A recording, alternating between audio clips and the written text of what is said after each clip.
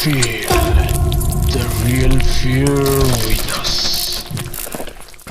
প্রিয় লিসেনার্স, আসসালামু আলাইকুম। দেশ ও দেশের বাইরে যে যেখান থেকে আমাদের এবারের ঈদ স্পেশাল এপিসোডের প্রথম আয়োজনে যুক্ত হয়েছেন সবাইকে জানাচ্ছি ঈদ মোবারক। প্রিয় লিসেনার্স, যারা দেশের বাইরে রয়েছেন অনেকেই একদিন আগে ঈদ করে ফেলেছেন, তাদের জন্য আজকের এই এপিসোডটি ঈদ রাতের এপিসোড, আর বাংলাদেশের প্রেক্ষাপটে এই এপিসোডটি চাঁদ রাতের এপিসোড। যেহেতু আমরা বাংলাদেশের প্রেক্ষাপটেই এপিসোডটি সাজিয়েছি, এই জন্য আমরা বলেছিলাম যে চাঁদ রাতে এপিসোডটি প্রচারিত হবে। আর আমরা কিন্তু প্রথম স্পেশাল এপিসোড নিয়ে দুটি ভিডিও আপলোড করেছি। প্রথমত চুকসের ভিডিও, যার কাছ থেকে মেহেদী হাসান ভাই ঘটনাটি সংগ্রহ করেছিলেন, আর এরপর মেহেদী হাসান ভাইয়ের একটা ছোট্ট ভিডিও। আপনারা মেহেদী হাসান ভাইকে দেখেছেন, উনি সংযুক্ত আরব আমিরাতের দুবাইয়ের আল নাহদা নামক স্থানে রয়েছেন। মূলত চুকস তার কলিগ একটি জায়গায় তারা পিকনিক করতে গিয়েছিলেন। তো ওই পিকনিকে যাওয়ার পর বিভিন্ন কথাবার্তার প্রেক্ষাপটে চুকস এই ঘটনাটি এই আমাদের মেহেদী হাসান ভাই এবং অন্যান্য যারা ছিলেন সেখানে তাদেরকে বলতে রাজি হন। মূলত ওইখানে পাকিস্তানি কয়েকজন ছিল, এর ভিতরে তার নাম, একজনের নাম হচ্ছে ওসমান, তারপরে আরও কয়েকজন ছিল, ওর ভিতরে দুইজন আফ্রিকান ছিল, ভারতের বেঙ্গালুরের একজন ছিল, পাঞ্জাবের দুইজন ছিল। তো বেঙ্গালুরের একজনের নাম কার্তিক, পাঞ্জাবের দুই বন্ধু, তার নাম রঞ্জিত এবং যোধা। তো এরকম কিন্তু মোটামুটি বেশ কয়েকজন সেখানে ছিলেন। চুকস এই ঘটনাটি বলতে রাজি হচ্ছিলেন না। তার পেছনে কারণ হলো, এই ঘটনাটি শোনার পর অনেকেই হাসি তামাশা করে, আর যেহেতু তার পরিবারের সাথে একটি মর্মান্তিক ঘটনা ঘটেছিল, এই হাসি তামাশা উনি মেনে নিতে পারেন না। এই কারণেই মূলত এই ঘটনাটা উনি শেয়ার করতে রাজি ছিলেন না। সকলে যখন প্রতিশ্রুতি দেন যে এই ঘটনাটি শোনার পর কেউ মজা করবে না, তখন চুকস এই ঘটনাটি বলতে রাজি হয়। প্রিয় লিসেনার্স, এই ঘটনাটি শুরু করার আগে কয়েকটি কথা আপনাদেরকে বলে নিতে চাই। সেটি হচ্ছে, আফ্রিকান যে ব্ল্যাক ম্যাজিক রয়েছে, এই ব্ল্যাক ম্যাজিকের অনেকগুলো ধরন রয়েছে। এর মধ্যে বাংলাদেশে এই আফ্রিকান ব্ল্যাক ম্যাজিকের একটি ধারা প্রচলিত আছে, সেটা হচ্ছে ভুডু। ভুডু একটা পুতুল। এই পুতুলের ভেতরে যার উপর জাদু করা হবে তার ব্যবহার্য যে বিভিন্ন জিনিস বা শরীরের কোনো একটা অংশ, যেমন চুলের অংশ বা হাতের নখ, এই জিনিসগুলো ভেতরে ঢুকিয়ে দেওয়া হয়। তারপর এর উপর ব্ল্যাক ম্যাজিক করে সুচালো কোনো জিনিস, স্পেশালি সুই, চোখে, হাতে, পিঠে, বুকে, এই জায়গাগুলোতে গেঁথে দেওয়া হয়। যার প্রেক্ষাপটে কি হয়, ওই যেই ব্যক্তি যার উপর ব্ল্যাক ম্যাজিক করা হয়েছে উনি আস্তে আস্তে অসুস্থ হতে থাকেন এবং খুব তাড়াতাড়ি মৃত্যুর কোলে ঢলে পড়েন। প্রিয় লিসেনার্স, এই বিষয়টি বাংলাদেশেও রয়েছে। আর একটা ব্যাপার স্পেশালি গাম্বিয়াতে রয়েছে। চুকস গাম্বিয়ার উপকূলের একজন নাগরিক।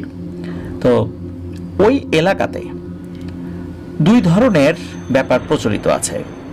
তার মধ্যে একটা হচ্ছে কুম্পো নৃত্য বা কুম্পো নাচ।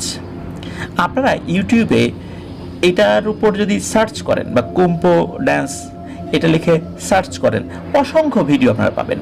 আপনারা দেখতে পাবেন বিশেষ ধরনের একটা মূর্তির মতো তৈরি করা, অথবা একটা ঢাকনার মতো তৈরি করা, গাছের লতা পাতা দিয়ে এটা তৈরি করা হয়েছে। এই জিনিসটা শূন্যে কিভাবে নৃত্য করে, এটার ওয়েট এত বেশি যে কোনো মানুষ এটা ভেতরে ধরে থেকে উঁচু করে রাখতে পারবে না, আর রাখলেও খুব বেশিক্ষণ রাখা সম্ভব নয়। অথচ ঘন্টার পর ঘন্টা এই নাচ চলছে। অনেকেই বলেছেন যে এর ভিতরে মানুষ রয়েছে। হ্যাঁ, এই কথার আংশিক সত্য। কিভাবে সত্য সেটাও আমি আপনাদেরকে বলে দিতে চাই। প্রথমত, এই কুম্পো নৃত্য, এই জিনিসটা আফ্রিকার গাম্বিয়া সহ আশেপাশের বিভিন্ন দেশের বিভিন্ন এলাকাতে খুব জনপ্রিয় একটি নৃত্য। এক ধরনের অবয়ব তৈরি করা হয়, যেই অবয়বটা অদ্ভুতভাবে নৃত্য করে। এখন এর মধ্যে কোনো মানুষ ঢুকে যাওয়াটা অস্বাভাবিক কিছু নয়। তো বছরের পর বছর, যুগের পর যুগ ধরে বিভিন্ন সম্প্রদায় এই বিষয়টি আয়ত্ত করেছেন। কিন্তু ওর ভেতরে মানুষ ঢুকে এভাবে নৃত্য করে, এই তথ্যটা ঠিক নয়। তবে কোন তথ্যটা ঠিক? অনেক সময় দেখা যাচ্ছে এটা প্রতীকী আকারে বিভিন্ন অনুষ্ঠানে পরিবেশিত হয়, তখন ওর ভেতরে মানুষ ঢুকে কিছুটা সময় নাচানাচি করে এবং ওর ভেতরে যে মানুষ রয়েছে এটা স্পষ্ট বোঝা যায়। এই জিনিসগুলো ঠিক, কারণ হচ্ছে এই কুম্ভনৃত্য যেভাবে করা হয় এই জিনিসটাতে সবাই অভ্যস্ত নন। এটা ব্ল্যাক ম্যাজিক করে করানো হয়, যার কারণে যারা ব্ল্যাক ম্যাজিক জানেন না এই জিনিসটা তারা তাদের একটা উৎসবের অংশ মনে করেন, যার প্রেক্ষাপটে ওরকম একটা অবয়ব তৈরি করে তার মধ্যে মানুষ ঢুকিয়ে সে তার মতো করে লাফালাফি করে। কিন্তু সত্যিকারের কুম্ভ নৃত্য কখনোই ভেতরে মানুষ দিয়ে হয় না। আপনারা বলতে পারেন যে ওর ভিতরে তো মানুষ থাকতেই পারে, হ্যাঁ এটা অনুমান করা যেতে পারে, কিন্তু মানুষ ভেতরে থাকা ছাড়াও স্পষ্টভাবে এই জিনিসটা লাফালাফি করছে এর প্রমাণ কিন্তু আপনারা ইউটিউবে দেখতে পাবেন। দেখবেন যে ওই জিনিসটা লাফালাফি করছে অথচ ওই জিনিসটাকে খুলে দেওয়া হয়েছে, ভেতরে কিছুই নাই, আশেপাশে কোনো মানুষ নাই, ওর ভিতরে কোনো ইলেকট্রিক্যাল ডিভাইস নাই, তাহলে জিনিসটা কিভাবে নাচছে? তো এটা যারা মনে করেন যে এটা ভেলকিবাজি ছাড়া কিছু নয়, বিষয়টা আসলে তাদের ভুল। তারা কোনো কোনো অনুষ্ঠানে যার ভিতরে মানুষ ঢুকে লাফালাফি করছে তারা ওই বিষয়টাকে ওই মূল বিষয়টার সাথে গুলিয়ে ফেলেন। মূলত শহর অঞ্চলে এই নাচানাচি যেটা হয় ওর ভিতরে মানুষ থাকে, তারা উৎসবের মতো করে জিনিসটা করেন, ব্ল্যাক ম্যাজিক আকারে তারা সেটা উপস্থাপন করেন না। মূলত এই কুম্ভ নৃত্য সাথে আর একটা বিষয় জড়িত আছে, সেটাকে বলে জামবেটু। জামবেটু হচ্ছে এক ধরনের মূর্তি। যারা ব্ল্যাক ম্যাজিশিয়ান তারা কি করেন, তারা এই জামবেটুর মধ্যে পিশাচ শ্রেণীর জিনদেরকে আটক করে ফেলেন। আর এই জামবেটু ওই যে কুম্ভ নৃত্যের যে আবরণটা ওর মধ্যে ঢুকিয়ে দেওয়া হয়, তখন ওই পিশাচটি সরব হয়ে ওঠে এবং তখন ওই পিশাচটি ওর মধ্যে লাফালাফি শুরু করে দেয়। তো আপনারা এটাও ভেবে অবাক হবেন যে এই গাম্বিয়ার উপকূল অঞ্চল যেগুলো রয়েছে সেখানে কিন্তু স্থানীয় যেই প্রশাসন, পুলিশ বা অন্যান্য যারা আইন শৃঙ্খলা রক্ষাকারী বাহিনীর দায়িত্বে রয়েছেন তারা কিন্তু খুব একটা যায় না। ওখানে চুরি ডাকাতি খুন খারাপি খুব একটা হয়ও না, কিন্তু তারপরেও মানুষ ভয় পায়। কেন ভয় পায়? কারণ হচ্ছে এক একটা এলাকায় এক এক কবিরাজ দায়িত্বে থাকেন। তারা কি করেন, এই জামবেটু মূর্তিকে গ্রামের বিভিন্ন জায়গায় স্থাপন করে রাখেন, যার ফলে এই জামবেটু মূর্তির ভেতরে থাকা ওই পিশাচ নাকি ওই গ্রামটিকে পাহারা দেয়। আর এই কারণেই গ্রামে কেউ চুরি ডাকাতি খুন খারাপি করতে ভয় পায়। মূলত ওই সমস্ত এলাকাগুলোতে যারা এই কবিরাজি করেন তারা স্থানীয় লোকদের কাছে খুব সম্মানিত ব্যক্তি হিসাবে পরিগণিত হয়ে থাকেন। তো এই যে জামবেটু, এটা মূলত গ্রাম পাহারা দেওয়ার কাজ করে থাকে। রাতে চলাফেরা করার সময় অনেকেই এই জামবেটুদের দেখতে পেয়েছেন বলে শোনাও যায়। নির্দিষ্ট সময় সব কবিরাজ তাদের এই জামবেটুগুলোকে একসাথে করে, তারপর কালো জাদুর মাধ্যমে তাদেরকে দিয়ে নৃত্য করানো হয়। তো প্রিয় লিসেনার্স, আশা করছি এই জামবেটু এবং কুম্ভ নৃত্য সম্পর্কে আপনারা যতটুকু আমি জেনেছি আপনাদের কাছে জানাতে সক্ষম হয়েছে এবং আপনারাও বুঝতে পেরেছেন। তো এই যে জামবেটু বা কুম্ভ নৃত্য যারা করান এরা কিন্তু বেশ ভালো ইনকাম করেন। তো অনেক কথা হয়ে গেল প্রিয় লিসেনার্স, এবার আসি আমাদের মূল ঘটনাতে। যিনি ঘটনা শুনবেন চুকস, উনি হয়তোবা আমাদের বাংলা ভাষা বুঝতে পারবেন না, উনি খ্রিস্টান ধর্মাবলম্বী একজন ব্যক্তি। তারপরেও উনি ওনার ভিডিওটি দেখেছেন আমাদের চ্যানেলে, তো ওনার জন্য শুভকামনা রইল। উনি ঘটনাটি আমাদের সাথে শেয়ার করতে রাজি হয়েছেন এবং উনি এটাও বলেছেন যে বাংলাদেশের মানুষ আফ্রিকার ব্ল্যাক ম্যাজিক সম্পর্কে শুনতে পছন্দ করে, এটা জেনে ওনার ভালো লেগেছে। এই কারণেই মূলত উনি এই ভিডিওটি আমাদেরকে পাঠিয়েছিলেন। তবে ওনার ভিডিওটা পাওয়া এটা খুব সহজ একটা ব্যাপার ছিল না। মেহেদি ভাই অনেক কষ্ট করে ওনার কাছ থেকে এই ভিডিওটি বের করেছেন। আবারও ধন্যবাদ জানাচ্ছি এই মেহেদি ভাইকে। তো যাই হোক, চলুন আমরা মূল ঘটনাতে চলে যাই। ঘটনাটা শুরু 2013 সালে। তখন এই চুকসের বয়স 16-17 বছর হবে। তো এই চুকসের দাদুর নাম ছিল বাগলার। এই বাগলার ছিলেন গ্রামের নাম করা একজন কবিরাজ। তো মাঝে মাঝে এই কুম্ভ নৃত্যের আয়োজন করা হয় এবং বাৎসরিক কুম্ভ নৃত্যের আয়োজনও করা হয়। তো বাৎসরিক একটা কুম্ভ নৃত্যের আয়োজন করা হয়েছে। সেবার ওই এলাকায় 2টা কুম্ভ বানানো হয়েছিল, যার একটি বানিয়েছিলেন এই চুকসের দাদু বাগলার, আর অন্যটি বানিয়েছিল ওই গ্রামেরই আরেকজন কবিরাজ, তার নাম হচ্ছে পিটার। তো কুম্ভকে নাচাতে যা যা করা লাগে সব কিছু সম্পন্ন করার পর ওই কুম্ভ নৃত্য শুরু করে। 2টো কুম্ভ নৃত্য করতে থাকে, বেশ ভালোই চলছিল। উপস্থিত যারা ছিলেন ওখানে তারা খুব মজা করে সেটা দেখছিলেন। এটা তো তাদের একটা উৎসবের মতো। আর কুম্ভ নৃত্য দেখে সবাই হাততালিতে থাকে, বিভিন্ন ঢোল নগর বাজায়। তো এই কুম্ভ নৃত্য চলছিল, হঠাৎ করে কি হয়, এই যে চুকসের দাদু মানে বাগলার, তো ওনার যে কুম্ভটা, এই কুম্ভটা তার নৃত্য থামিয়ে দিয়ে মাটির উপর পড়ে যায়। তো চুকসের দাদু ওই কুম্ভটার কাছে এগিয়ে যান, তার জানা যে বিদ্যা ছিল সেটা ওখানে প্রয়োগ করতে থাকেন, কিন্তু সমস্যা কি, ওই কুম্ভটা নৃত্য করে না। তো এই দৃশ্য দেখে উপস্থিত সবাই অবাক হয়ে যান যে বয়স্ক একজন মানুষ, এত অভিজ্ঞ মানুষ, সবাই আমরা তাকে সম্মান করি, অথচ এই মধ্যবয়স্ক পিটারের কুম্ভ নৃত্য করছে, অথচ এত পুরনো একজন অভিজ্ঞ কবিরাজ তার কুম্ভ নৃত্য করছে না, মাটিতে শুয়ে আছে। তো দাদু কিছু বুঝে ওঠার আগেই ওদিক থেকে পিটার বলে ওঠে যে বাগলার, তোমার বয়স হয়েছে, তোমাকে দিয়ে এখন আর কিছু হবে না, যাও তুমি কৃষি কাজ করো বা অন্য কাজ করো, এসব ছাড়ো, তুমি হেরে গেছো, দেখো আমার কুম্ভ কত সুন্দর নৃত্য করছে। তো এটা শোনার পর উপস্থিত কিছু লোক এই বাগলার দাদুকে নিয়ে হাসি ঠাট্টা করতে থাকে, এটাই স্বাভাবিক করা। তো এসব দেখে এই দাদু খুব রেগে গেছেন। দাদু বুঝতে পারেন যে এই যে পিটার তার কুম্ভর ভিতরে থাকা যেই জিনটা, এটাকে বন্দি করে ফেলেছে দাদুকে অপমান করার জন্য। কিন্তু এই বাগলার দাদু তো ছেড়ে দেবার পাত্র নন, শ্রেষ্ঠত্বের লড়াইয়ের জন্য দাদু প্রস্তুতি নেন। এভাবে তো পিটারের কাছে হার মানা যাবে না। শেষ বয়সে এসে মানুষের অপমান, লাঞ্ছনা, গঞ্জনা সহ্য করে উনি মারা যাবেন দুঃখে কষ্টে, এটা তো হতে পারে না। তো বাগলার দাদু তার কবিরাজি বিদ্যা দিয়ে তার বন্দি করা কুম্ভকে মুক্ত করতে সক্ষম হন। আর শুধু মুক্ত করতে সক্ষম হন নাই, পিটারের কুম্ভর ভিতরে থাকা যে জিনটা ছিল এটাকেও বন্দি করে ফেলেন।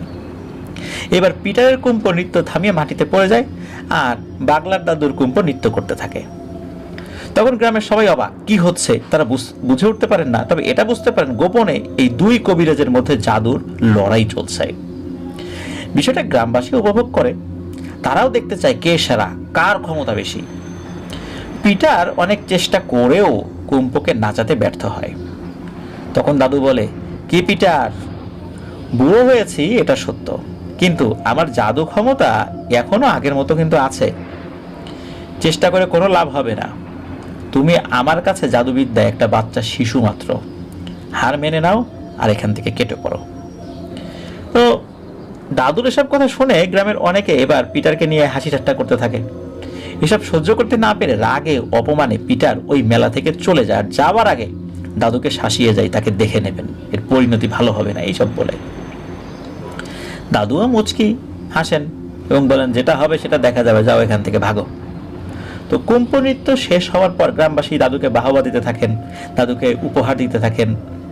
তো যাই হোক, দাদু সেদিন বাড়িতে ফেরত আসেন, কিন্তু ওনার মনের ভিতর একটা সন্দেহ থেকে যায়। কারণ হলো, এই পিটার কিন্তু জাদু টোনায় ওস্তাদ, আর সে টাকার বিনিময়ে মানুষকে মেরে ফেলার কন্ট্রাক্ট নেয়, ব্ল্যাক ম্যাজিক করে মানুষকে মেরে ফেলে। তো সে কিন্তু এই কাজটা দাদুর পরিবারের উপর করতে পারে, এই চিন্তা করে দাদু কি করেছিলেন, 8টা তাবিজ বানিয়ে এই চুকসের পরিবারের সব সদস্যকে একটা করে তাবিজ দেন, আর সেটা গলায় পরে রাখতে বলেন। তো ওখানে এই ব্ল্যাক ম্যাজিকের বিষয়গুলো কাটানোর জন্য ওনারা ওনাদের মতো করে বিভিন্ন ভয়ানক ভয়ানক উপকরণ দিয়ে কিছু তাবিজ তৈরি করেন। তো ওনাদের পরিবারের সদস্য সংখ্যা, মানে এই চুকসের পরিবারের সদস্য সংখ্যা 9 জন, দাদু সহ। চুকসের বাবা মা, চুকসের ছোট বোন, তারপরে চুকসের দাদা দাদি, তার 2 কাকা এবং 1 ফুপু। তো চুকসের বাবা সবার বড়, চুকসের কাকা আর ফুপুর তখনও বিয়ে হয়নি। তো দাদুর কথা মতো ওনারা সবাই তাবিজগুলো উনি ধারণ করেছেন। তো পিটার যেভাবে শাসিয়ে গেছে, সে হয়তো সহজে ছেড়ে দেবে না। সে যদি রাগের মাথায় কিছু করে বসে, হঠাৎ করে তার মোকাবেলা করা তো কঠিন হয়ে যাবে। এই কারণেই মূলত দাদু এই কাজটি করেছিলেন। এরপর দাদু তার কবিরাজি বিদ্যা প্রয়োগ করে পিটারের পেছনে একটা সংবাদ সংগ্রহকারী একটা জিন লাগিয়ে রাখেন, যাতে করে পিটার কোনো পদক্ষেপ নিলে দাদু সেটা সহজে মোকাবেলা করতে পারেন। যাই হোক, প্রায় 1 মাস হয়ে যায়, কিছু হয়নি দেখে ওনারা বিষয়টা ভুলেই গিয়েছিলেন। হঠাৎ মধ্যরাতে, মানে এক রাতে যখন প্রায় মধ্যরাত হয়ে গেছে, দাদু সবাইকে ডাকাডাকি শুরু করেন। তো সবাই তো ঘুমিয়েছিলেন, দাদুর ডাকে সবার ঘুম ভেঙে যায়। তো সবাই বেরিয়ে আসলে দাদু সবাইকে উঠোনের এক কোণে একসাথে বসে পড়তে বলেন। তো সবার কিছু বুঝে ওঠার আগেই দাদু সবাইকে ধমক দিয়ে বলেন যে এই কথা কানে যায় না, তাড়াতাড়ি সবাই এক জায়গায় জড়ো হয়ে বসো, সময় নাই বেশি, আর আমি না বলা পর্যন্ত এখান থেকে কেউ নড়বে না। তো সবাই তো দাদুর কথা মতো এক জায়গায় জড়সড়ো হয়ে বসে পড়েন। দাদু ওনাদের চারপাশে একটা বৃত্ত আঁকেন, তারপর উনি ওনার ছোট ঘরে, যেখানে তিনি বসে কবিরাজি করেন বা জাদুটোনা করেন, সেই ঘরে যান। আর 4টা কাঠের মূর্তি, অর্থাৎ যেগুলোকে ওখানে জামবেটু বলা হয়, এটা বের করে আনেন। মূর্তি 4টাকে বৃত্তের 4 কোণে রাখেন। বৃত্তটা গোল, কিন্তু ওটাকে 4টা সাইডে রেখেছিলেন আর কি। তারপর দাদু তার ওই ঘরে চলে যান এবং সেখান থেকে একটা কাঠের টুল বের করে আনেন এবং সাথে একটা তোয়ালে, মানে টাওয়েল সাথে নিয়ে আসেন। তো কাঠের যে টুলটা ওঠানের মাঝখানে রেখে তার চারপাশে বৃত্ত আঁকেন, আর দাদু সেই বৃত্তের মাঝে বসে পড়েন। এবার দাদু টুলে বসে মন্ত্র পড়তে থাকেন। আর ওই যে হাতে যে টাওয়ালটা, আমরা অনেক সময় টাওয়াল ভেজানোর পরে যেভাবে চিপি পানি, মানে নিংড়াই, যেটা পানি ফেলার জন্য এক হাত দিয়ে এক পাশে ধরে আর এক হাত দিয়ে মোচড়াতে থাকি, ঠিক ওইভাবে উনি ওই টাওয়ালে পাক দিতে থাকেন। মন্ত্র পড়ার কিছুক্ষণ পর হঠাৎ করে বাড়ির সবাই বাতাসের শব্দ শুনতে পান। দেখেন বড় একটা পাখি ডানা ঝাপটাতে ঝাপটাতে ওনাদের ঘরের চালের উপর এসে বসে। সেই রাতটা খুব একটা অন্ধকার ছিল না, আকাশে চাঁদ ছিল। বাড়ির সবাই খুব ভালো করে খেয়াল করেন ওইটা একটা ঈগল পাখি। প্রায় 1 মিনিট পর একইভাবে আরেকটা ঈগল পাখি আগের সেই পাখির জায়গায় এসে বসলো, মানে পাশে এসে বসলো আর কি।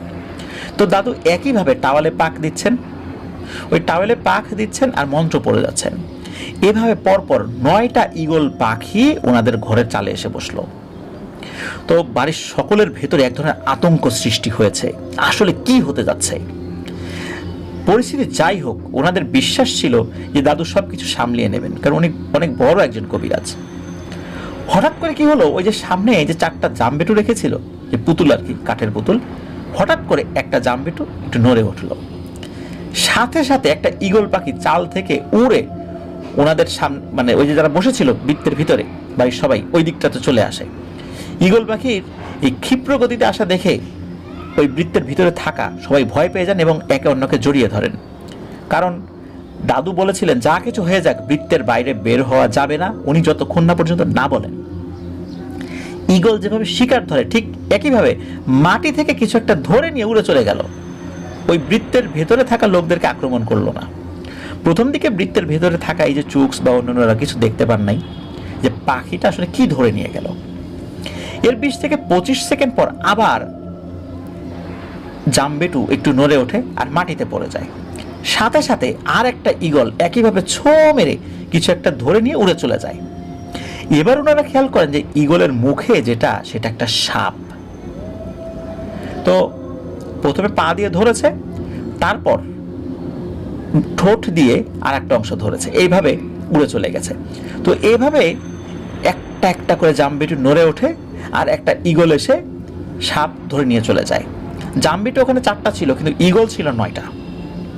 তো প্রত্যেকটা জামবেটু 2 বার করে নড়ে ওঠে, 2 বার করে নড়ে ওঠে, পড়ে যায়, দ্বিতীয়বার পড়ে যায়। তো এইভাবে 8টা ঈগল 8টা সাপ ধরে নিয়ে উড়ে চলে গেল, বাকি থাকলো একটা ঈগল।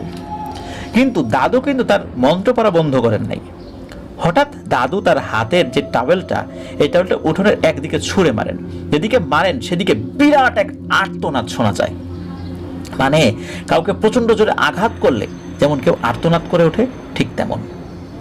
আর ঠিক তখনই শেষ ঈগলটি এসে দাদুর সামনে থেকে আর একটা সাপ ধরে নিয়ে উড়ে চলে যায়। এর 2 থেকে 3 মিনিট পর দাদু ইশারায় সবাইকে ডাকেন। তো ওনারা সবাই ওই বৃত্ত থেকে বের হয়ে দাদুর কাছে যান। দাদু খুব হাঁফাচ্ছিলেন। তো এই যে চুকসের বাবা, উনি দাদুকে ধরেন আর জিজ্ঞেস করেন যে এসব কি হচ্ছে বাবা? দাদু বলেন যে এখন গিয়ে শুয়ে পড়ো সবাই, কাল সকালে সব বিষয় নিয়ে কথা বলবো, এখন আর কথা বলবো না, আমার শরীর ভালো লাগছে না। এই বলে দাদু তার ঘরে চলে যান। ওনারাও যে যার মতো ঘরে চলে যান। সকালবেলা দাদু ঘুম থেকে উঠলে ওনারা সবাইকে দাদুকে জিজ্ঞেস করেন যে কাল রাতে কি হয়েছিল। তখন দাদু বলতে থাকেন যে কুম্ভ নৃত্য নিয়ে পিটারের সাথে ঝামেলা হওয়ার পর থেকে পিটার চেয়েছিল পুরো পরিবারকে শেষ করে দিতে, মানে চুকসের মা বাবা সে থেকে শুরু করে দাদা দাদি সবাইকে শেষ করে দিতে। কিন্তু এই যে দাদু, উনি বিপদ আঁচ করতে পেরে সবাইকে একটা রক্ষা কবচ দিয়ে রাখেন। এটা তার কোনো জাদু কাজ করেনি। আর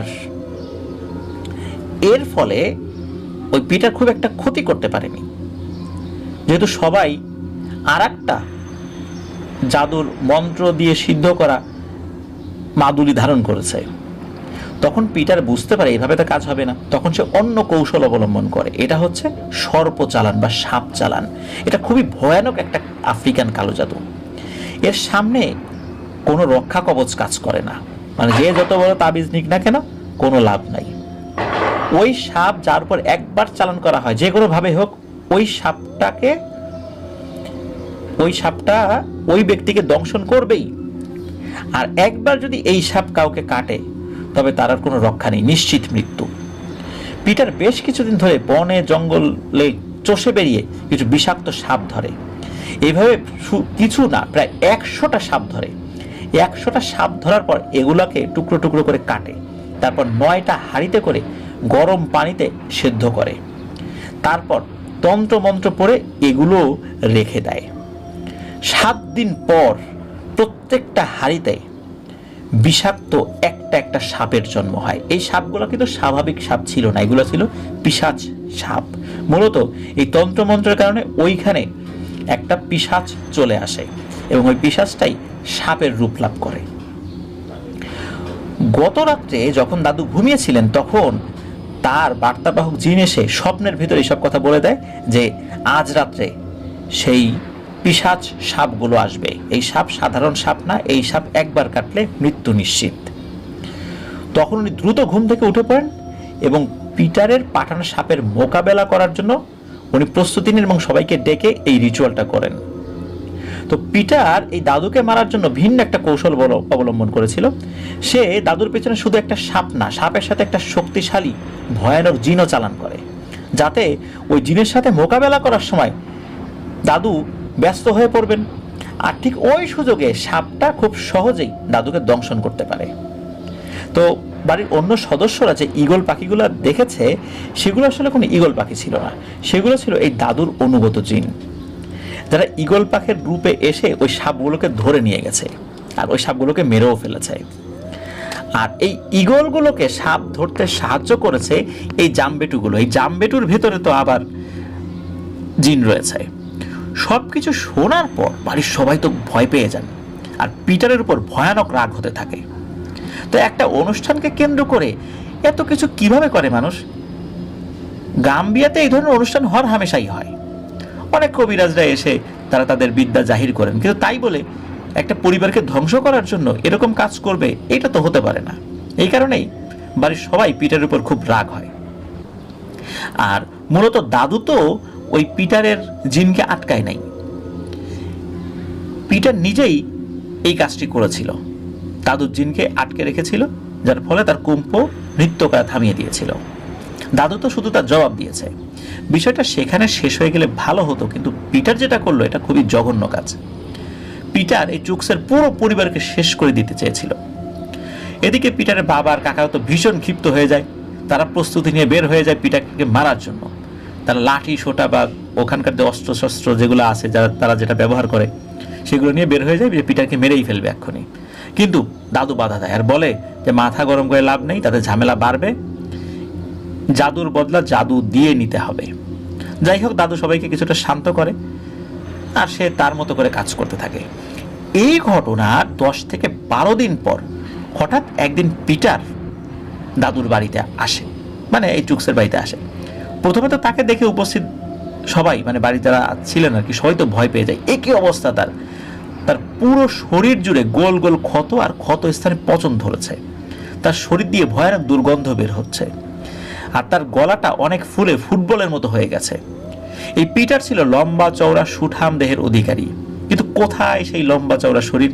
এ তো শুকিয়ে কাঠ হয়ে গেছে একদম, এই জন্য মানুষ রূপী এক কঙ্কাল। সবচেয়ে ভয়ানক ব্যাপার হলো তার পুরো শরীরের চামড়া সাপের চামড়ার মতো হয়ে গেছে। সে তার শিষ্যদের সাহায্য নিয়ে কোনো রকমে এই চুক্সদের বাড়িতে আসেন, আর চুক্সের দাদুকে ডাকাডাকি করতে থাকে।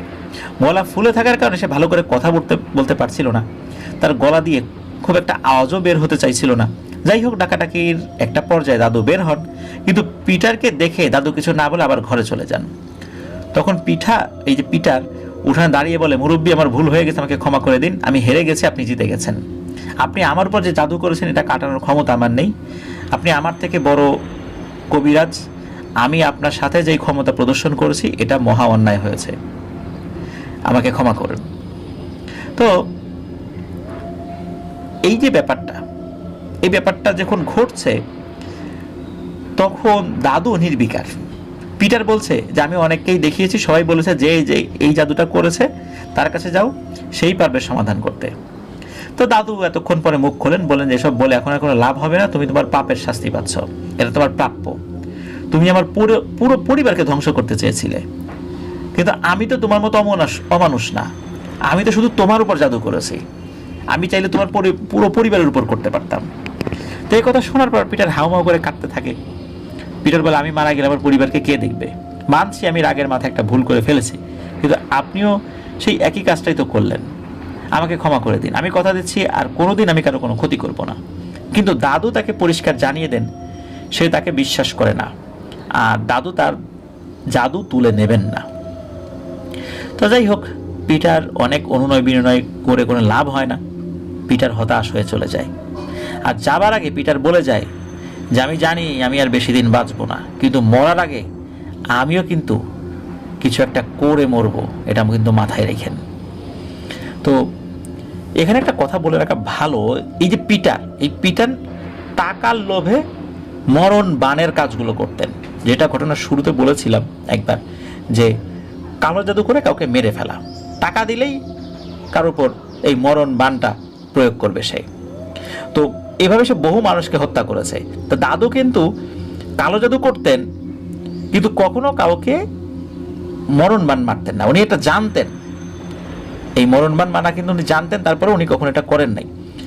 এই পিটার এই যে কাজগুলো করেছে, মূলত এই সব কিছুর ক্ষোভ একত্র হয়ে দাদু এই প্রতিশোধটা ঝেড়েছেন, যেহেতু সে অসংখ্য মানুষকে হত্যা করেছে টাকার বিনিময়ে। এই কারণে দাদু ইচ্ছাকৃতভাবেই তার উপর করা কালো জাদু তুলে নেন নাই, কারণ তার উপর করা কালো জাদু তুলে নিলে পিটার আবার অনেক মানুষের ক্ষতি করবে। এই জন্যই মূলত দাদু কোনোভাবেই পিটারের অনুনয় বিনয়ে রাজি হন নাই। আর এই পিটারের উপর কালো জাদুর যেই ব্যাপারগুলো করা হলো, এটা করার পরও দাদুর মধ্যে কিন্তু কোনো অনুশোচনাই নাকি কাজ করে নাই। তো যাই হোক, পিটার চলে যাওয়ার পর চুক্স সহ বাড়ির সবাই দাদুকে জিজ্ঞেস করেন যে এই ভয়ঙ্কর অবস্থা কি করে হলো। তো দাদু কি করেছিল যার জন্য এই ভয়ঙ্কর পরিণতি হলো পিটারের? এখানে একটা বিষয় আছে প্রিয় লিসেনার্স, সেটা হলো আমরা তো মানুষ জাতি, আমাদের ভেতরে ভালোবাসা, রাগ, ক্ষোভ, ইমোশন সবই আছে। রাগ ক্ষোভে আমরা অনেক খারাপ কিছু করে ফেলি। আর পিটারের ক্ষেত্রে যেটা হয়েছিল, তার এই করুণ পরিস্থিতি দেখে ওই দাদুর পরিবারের অন্য সদস্যদেরও কিন্তু মায়া কাজ করছিল। যত খারাপ লোকই হোক না কেন, পিটারও তো একজন মানুষ।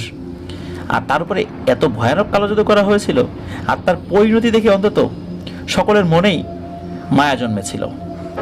কিন্তু দাদুরও আর কোনো উপায় ছিল না, কারণ দাদু ভালো করে জানতেন পিটার সুযোগ পেলে আবার ক্ষতি করবে, আর শুধু দাদুর না, পুরো পরিবার এবং অন্যান্য মানুষেরও ক্ষতি করবে। তাই দাদু বাধ্য হয়ে নিজের পরিবার এবং আরও মানুষের জীবন বাঁচাতে পিটারের উপরে এই ভয়ানক কালো জাদু করেন। যাই হোক, দাদুকে যখন জিজ্ঞেস করা হয় দাদু কি করেছে তার উপরে, তখন দাদু বলে যে এটা নাকি বদলা জাদু। মানে হচ্ছে পিটার শুরু করেছে সাপ দিয়ে, দাদুও তার বদলা স্বরূপ সাপ দিয়ে তার উপরে জাদু করেছেন। কিন্তু দাদুর জাদু ছিল অন্যরকম এবং আরো ভয়ানক।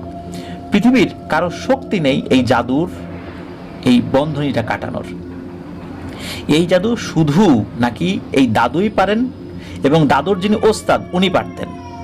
পুরো আফ্রিকা মহাদেশে এই জাদু জানা লোকের অভাব কম। মানে জাদু যেটা অনেক সময় করা হয়, সর্পচালান করা হয়, কিন্তু দাদু যেটা করেছিলেন পিটারের উপরে, এই জিনিসটা জানা লোকের সংখ্যা আফ্রিকাতেই কম রয়েছে। তো যাই হোক, দাদু বলেন যে এক প্রজাতির সাপ আছে, তারা নাকি দিনে 2 থেকে 3 বার খায়। এই সাপ নাকি না খেয়ে বেশি দিন বাঁচতে পারে না। এই সাপ পাওয়া যায় আফ্রিকার গভীর জঙ্গলে। দাদু তার কবিরাজি বিদ্যা খাটিয়ে তার শিষ্যদের সাহায্যে এই সাপ ধরতে সক্ষম হন। তারপর তিনি এই সাপের উপরে কালো জাদু করেন পিটারের নামে। দাদু কিছু কাঁটা এই সাপের শরীরের ভিতরে গেঁথে দেন, যাতে এই সাপের শরীরে দ্রুত পচন ধরে। আর একটা বড় কাঁটা সাপের গলার ভেতরে গেঁথে দেন, যাতে এই সাপ কিছু খেতে না পারে। আর খেতে না পেরে এই সাপ যখন মারা যাবে, সেই সাথে পিটারও মারা যাবে। এবার সবাই বুঝতে পারেন যে পিটারের শরীরে কেন এত ক্ষত সৃষ্টি হয়েছে, পচন কেন ধরেছে, আর পিটারের গলাটা কেন ফোলা ছিল। এর 1 কি 2 দিন পরে পিটারের মৃত্যুর খবর চলে আসে দাদুর বাড়িতে। পিটারের মৃত্যুর সাথে সাথেই তো সবকিছু শেষ হয়ে যাওয়ার কথা ছিল, তাই না? না, ঘটনা এখনো অনেক বাকি। তো সবাই অবাক হয়ে যান, বিশেষ করে চুকসের ঘটনা শুনে। চুকস যখন সবাইকে বলছিলেন যে এইভাবেও জাদু করা সম্ভব। তো যাই হোক, পিটার মারা যাবার 2 দিন পরে হঠাৎ একদিন মধ্যরাতে এই চুকসের বাড়িতে উঠানে ধস্তাধস্তির শব্দে এই চুকসের বাবার ঘুম ভেঙে যায়। ওনার বাবা দ্রুত ঘর থেকে বাইরে বের হয়ে আসেন। এসে একটা দৃশ্য দেখে এই চুকসের বাবা চিৎকার করতে থাকেন। তো চুকসের বাবার চিৎকার শুনে বাড়ির অন্য সদস্যরাও সবাই বাড়ির ঘর থেকে বাইরে বের হয়ে আসে। তো সবাই দেখেন যে এই চুকসের দাদু উঠানে অচেতন অবস্থায় পড়ে আছে, আর চুকসের বাবা দাদুকে ধরে জ্ঞান ফেরানোর চেষ্টা করছে। মানে অন্যান্য সবাই এসে দেখেন। তো কি হয়েছে জানতে চাইলে চুকসের বাবা বলেন যে উনি ধস্তাধস্তির শব্দে বাইরে এসে দেখেন কোনো এক অদৃশ্য শক্তি এই চুকসের দাদুকে তুলে আছাড় মারছে। তো এই দৃশ্য দেখার পর উনি যখন চিৎকার দেন, তখন ওই জিনিসটা দাদুকে ছেড়ে দিয়ে চলে যায়। তো যাই হোক, সবাই দাদুকে ধরাধরি করে ঘরে নিয়ে যান। সকালবেলা দাদুর যখন জ্ঞান ফেরে, তখন সবাই তো জানতে চান যে হয়েছিল কি কাল রাতে। দাদু খুব অসুস্থ ছিল, ঠিকমতো কথা বলতে পারছিলেন না। তার শরীরে অনেক জায়গায় ব্যথা পেয়েছিলেন উনি, বিশেষ করে কোমরে অনেক ব্যথা পেয়েছিলেন। তো দাদু তারপরেও কষ্টে বলছিলেন আর কি, যে উনি তো ঘুমিয়েছিলেন, হঠাৎ কেউ একজন ওনার নাম ধরে ডাকাডাকি করে। তো উনি ভাবলেন এত রাত্রে কে এলো, যাই গিয়ে দেখি কারো কোনো সমস্যা হলো কিনা, কারণ এরকম হওয়ার হামেশাই রাতের বেলা লোক আসে বিভিন্ন সমস্যা নিয়ে। উনি ঘর থেকে বেরিয়ে কাউকে দেখতে পান না। উনি তাকে খুঁজতে থাকেন। উনি যখনই উঠানে আসেন, তখনই এক অদৃশ্য শক্তি তাদের উপর আক্রমণ করে বসে। এটা ছিল অনেক শক্তিশালী এবং দ্রুতগামী একটি জিন। এই পৃথিবীতে যত শয়তান জিন রয়েছে, এরা নাকি সবচেয়ে দ্রুতগামী হয়ে থাকে এবং এদেরকে দেখা যায় না, তবে এদের অস্তিত্ব ঠিক টের পাওয়া যায়। মানুষ এদেরকে খুবই কম দেখতে পায়, তবে জিনেরা এদেরকে দেখতে পায়। তবে জিনেরাও নাকি কম দেখতে পায়। অদৃশ্য থেকে জিনদের উপর আক্রমণ করে। জিনেরা এমনিতেই অদৃশ্য, কিন্তু জিনেরাও অদৃশ্য জিনিস কিন্তু বা অন্য জিনদের দেখতে পেলেও এদেরকে কম দেখতে পায়। আর জিনদের মধ্যে সবচেয়ে দ্রুতগামী জিন হচ্ছে ইফরিত। তাদেরকে দেখা যায় না, তাদের অস্তিত্বই শুধু বোঝা যায়। এটা অত্যন্ত শক্তিশালী প্রজাতির জিন। তো যাই হোক, প্রিয় লিসেনার্স, আপনারা জানেন যে হযরত সুলাইমান আলাইহিস সালামের রাজদরবারে থাকা অসংখ্য জিনদের মধ্যে শক্তিশালী একটা জিন ছিল, যে রানী বিলকিসের সিংহাসন এনে দিতে চেয়েছিলেন, যে সুলাইমান আলাইহিস সালাম বসা থাকবেন, বসা থেকে দাঁড়াতে যতটুকু সময় লাগবে এই সময়ের মধ্যে। তো তাহলে বুঝতেই পারছেন যে জিনদের মধ্যে কত দ্রুতগামী জিন ছিল। শোনা যায় এই জিনটা ছিল নাকি ইফরিত সম্প্রদায়ের জিন। তো যাই হোক, তো ইফরিত জিনের অত্যন্ত দ্রুত গতির এবং দ্রুত গতিতে দাদুর উপর আক্রমণ করে বসে। তো প্রথমে ধস্তাধস্তি হয়, সেই ধস্তাধস্তির শব্দে চুকসের বাবার ঘুম ভেঙে যায়। তো উনি যখন বেরিয়ে এসেন, তখন এসে দেখেন এই অবস্থা। তখন উনি চিৎকার দিয়েছেন, ওই চিৎকার শুনে বাড়ির সব লোক চলে আসে। তখনই মূলত ইফরিতটা ছেড়ে দিয়ে চলে যায়। তা না হলে নাকি দাদুকে ওই সময় মেরে ফেলতো। তো এসব কথা শোনার পর বাড়ির সবাই তো অনেক ভয় পেয়ে যান। তো দাদু বলেন এই জিন অনেক শক্তিশালী, আর এরা যার একবার পিছনে লাগে তাকে শেষ করা না পর্যন্ত ছাড়ে না। ও মারা যাবে তখন শেষ হবে, কিন্তু জীবিত থাকা অবস্থায় কখনোই নাকি ও ছাড়বে না। এরকম ভয়ানক প্রজাতির জিন এরা। এর হাত থেকে বাঁচা শুধু কঠিনই নয়, অসম্ভবও বটে। তো দাদু তার সন্তান মানে চুকসের বাবা, চুকসের কাকাদের উদ্দেশ্যে বলেন যে তার সব শিষ্য এবং এক বন্ধু কবিরাজের কাছে যেতে। দাদু সেই বন্ধুর নাম ছিল লালা। এই লালা আর দাদু মানে চুকসের দাদু খুব ঘনিষ্ঠ বন্ধু ছিলেন। ওই লালা দাদুর মতো একজন অভিজ্ঞ কবিরাজ ছিলেন। তো খবর পেয়ে এই লালা দাদু উনি ছুটে আসেন চুকসের দাদুকে দেখতে। তারপর দাদুর মুখে সবকিছু শুনে এই লালা দাদুকে সান্ত্বনা দেন এবং বলেন কিছু হবে না, সব ঠিক হয়ে যায়, তুমি চিন্তা করো না, আমি তো আছি। উনি বলেন যে আমাকে একটু দেখতে হবে তোমার পেছনে থাকা শয়তানটা আসলে কে, কারণ ওই ইফরিত হলেও ও কিভাবে এখানে আসলো সেটা তো জানতে হবে। তো লালা দাদু এই চুকসের দাদুকে বলেন যে বন্ধু তুমি একটু সুস্থ হও, তারপর এই সমস্যার সমাধান করব। আপাতত বাড়িটা বন্ধ করে রাখো যাতে করে শয়তান বাড়ির ভিতর প্রবেশ করতে না পারে। তখন দাদু বলেন তোমার কি মনে হয় এটা করে তাকে আটকানো যাবে? আমার বশকৃত সব জিনদের চোখ ফাঁকি দিয়ে সে আমার উপর আক্রমণ করেছে, তাকে কোনোভাবে আটকানো সম্ভব নয়। তুমি নিশ্চয়ই এত করে সেটা বুঝতে পেরেছো। তখন লালা দাদু বলেন সেটা আমি জানি, কিন্তু এই মুহূর্তে তোমার শরীর ভালো না, এখন কিছু করতে গেলে তোমার ক্ষতি হতে পারে। তার থেকে তুমি 2-3 দিন একটু সাবধানে থাকো, আর এর ভিতরে দেখে আমি কি করতে পারি। তখন দাদু বলেন যে আমি তোমাকে যে জন্য ডেকেছি সেটা বলি। আমি চাই তুমি এই ইফরিতটার সাথে একটা চুক্তি করো, অর্থাৎ শত্রুর সাথে একটা সমঝোতা।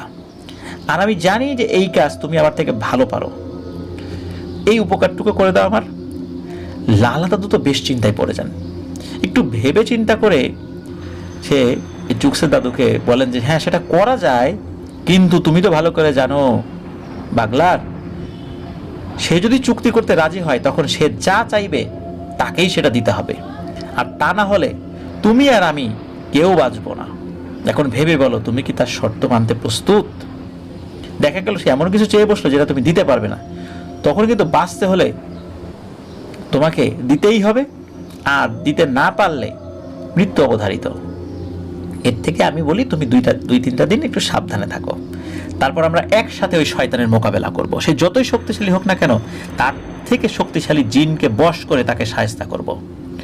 তখন এই বাগলার দাদু বলেন যে এই সময় আমি নাও পেতে পারি, সে তার আগেই আমাকে আর আমার পরিবারকে মেরে ফেলতে পারে, তার থেকে ভালো তুমি চুক্তি করো তার সাথে। তখন লালা দাদু বলেন ঠিক আছে, তুমি আয়োজন করো, আমি কথা বলে সমাধানের চেষ্টা করব। তো যাই হোক, তো চুকসের দাদুর যারা শিষ্য ছিলেন তারা দাদুর কথা মতো আয়োজন করতে থাকেন। আর সেদিন সন্ধ্যার পর লালা দাদু আসনে বসেন ওই জিনের সাথে চুক্তি করার জন্য। তো দাদু উঠোনের ঠিক মাঝখানে প্রথমে একটা গন্ডি করে নেন, আর সেই গন্ডির সামনে 2টো মানুষের মাথার খুলি আর একটা কাঠের পুতুল রাখেন। দাদু প্রথমে পুতুলটা গন্ডির বাইরে রাখেন, আর পুতুলের 2 পাশে 2টো প্লেটে মাথার খুলি 2টো রাখেন। আর ওনাদের সবাইকে ঘরের ভেতরে চলে যেতে পারেন, মানে চুকস থেকে শুরু করে নিয়ে চুকসের পরিবার অন্য সদস্য যারা আছেন তাদের সকলকে ঘরের ভিতরে চলে যেতে বলেছিলেন, এবং বলে দেন কেউ যেন ঘর থেকে বের না হয়। এই বিষয়ে এই লালা দাদু এবং চুকসের দাদু বাড়ির সবাইকে সতর্ক করে দেন কোনোভাবে ঘর থেকে বের হওয়া যাবে না, যাই হোক না কেন। তো চুকস সহ পরিবারের সবাই ঘরের ভেতরে থাকেন। এই লালা দাদু কাজ শুরু করে দেন। এই লালা দাদু ওই গন্ডিটা তৈরি করেছেন, ওই গন্ডির ভেতরে বসে মন্ত্র পড়ছেন। কিছুক্ষণ পরই ঝড়ো বাতাস বইতে থাকে। বাইরের পরিস্থিতি দেখতে ওনারা তো ঘরের জানালা দিয়ে বাইরে তাকিয়ে থাকেন। ওনারা দেখেন যে মানে গাছের যে অবস্থা, আশেপাশে গাছগুলো ছিল সবগুলো দুলছে, মনে হচ্ছে এখন সব লন্ডভন্ড হয়ে যাবে। ঘরের বাইরে বের হতে নিষেধ করলো, জানালা দিয়ে দেখাটা বারণ ছিল না। হঠাৎ করে পুরো বাড়ি কেঁপে উঠলো একবার। এবার ওই যে পুতুল, যেটাকে আমরা জামমিটু বলি, ওই পুতুলটা মানুষের মতো করে কথা বলে উঠল। ওদিকে লালা দাদু আর ওই পুতুলের ভিতরে কি কথা হচ্ছে এটা ভেতর থেকে শোনা যাচ্ছে না। প্রায় 10 মিনিট তাদের ভিতরে কথা হয়, তারপর সবকিছু স্বাভাবিক। এরপর লালা দাদু কিছুটা দূরে থাকা এই চুকসের দাদুর কাছে যান এবং তাকে সব ঘটনা খুলে বলেন। যাই হোক, তারা বেশ কিছুক্ষণ কথা বলেন। তারপর লালা দাদু বিদায় নিয়ে চলে যান। যাওয়ার আগে বলে যান, তুমি সব তৈরি করে আমাকে খবর পাঠালে আমি চলে আসব। এরপর বাড়ির সবাই তো ওই চুকসের দাদুর কাছে যান এবং দাদুকে জিজ্ঞেস করলেন যে কোনো সমাধান হয়েছে।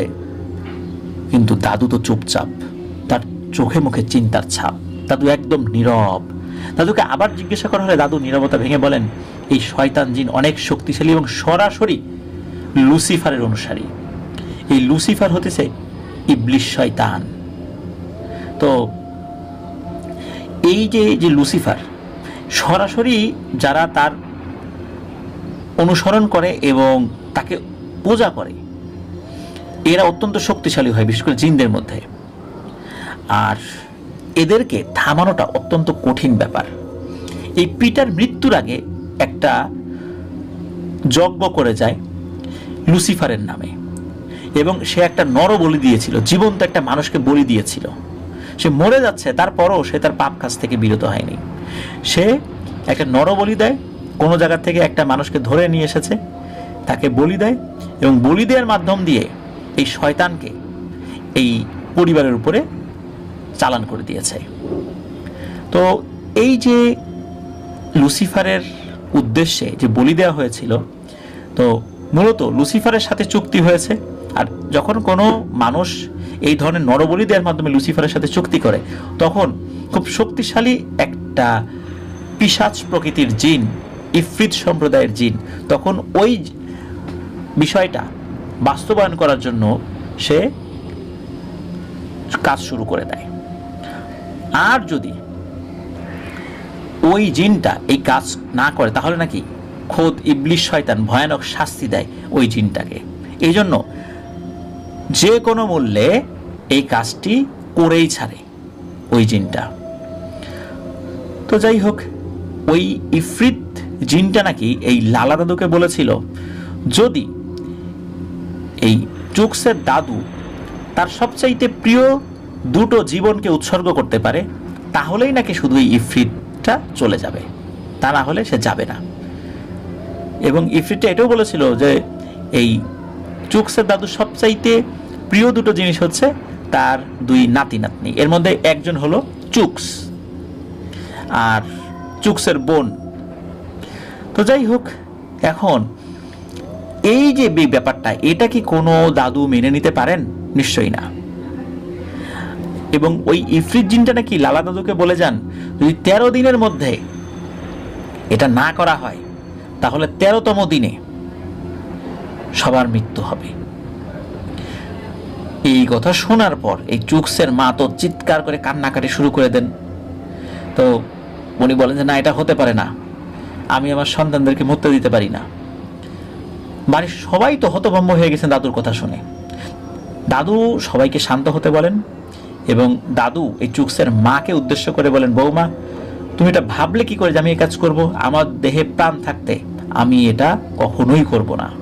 যদি বাঁচতে হয় সবাই একসাথে বাঁচবো, মরতে হলে সবাই একসাথে মরবো, কিন্তু বাঁচার জন্য পরিবারের কোনো সদস্যকে বলি দেব না। আমি বিকল্প পথ অবলম্বন করার চেষ্টা করছি। তোমরা এখন যাও, আমাকে ভাবতে দাও কি করা যায়। তো এর ভিতরে দাদু 7-8 দিন বাড়ি থেকে বেরই হন নাই। দাদু তার খুপড়ি ঘরে সবসময় সময় কাটাতেন আর সন্ধ্যা হলে পুরো বাড়ির চারপাশে কিছু একটা ছিটিয়ে দেন। এভাবে 7-8 দিন চলল। পরবর্তীতে জানা যায় ওই ইফরিত শয়তানটা দাদুকে রোজ রাত্রে স্বপ্নে দেখাতো। কোনো এক অদৃশ্য সত্তা দাদুকে বলতো, এগুলো করে কোনো লাভ নেই রে পাগলার, কোনো লাভ নেই। আমার প্রভুর নামে যদি বলি না দিস তোর নাতি নাতনিকে, তাহলে ঠিক 13 দিনের মাথায় সবাইকেই মরতে হবে। দাদু একদিন স্বপ্নের মাঝে বলে, আমার প্রাণ চলে গেলেও আমি এই কাজ করব না, আর আমিও তোকে ছাড়বো না। তখন ওই সত্তা স্বপ্নের ভিতরে হাসতে হাসতে বলে, তুই যত পারিস চেষ্টা কর, কোনো সমস্যা নাই।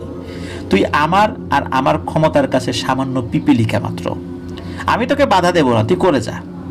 তুই পারলে এই কয়দিনের ভিতরে কিছু করে দেখা, কিন্তু মনে রাখিস ঠিক 13 দিনের মাথায় তোদের সবাইকে মরতে হবে।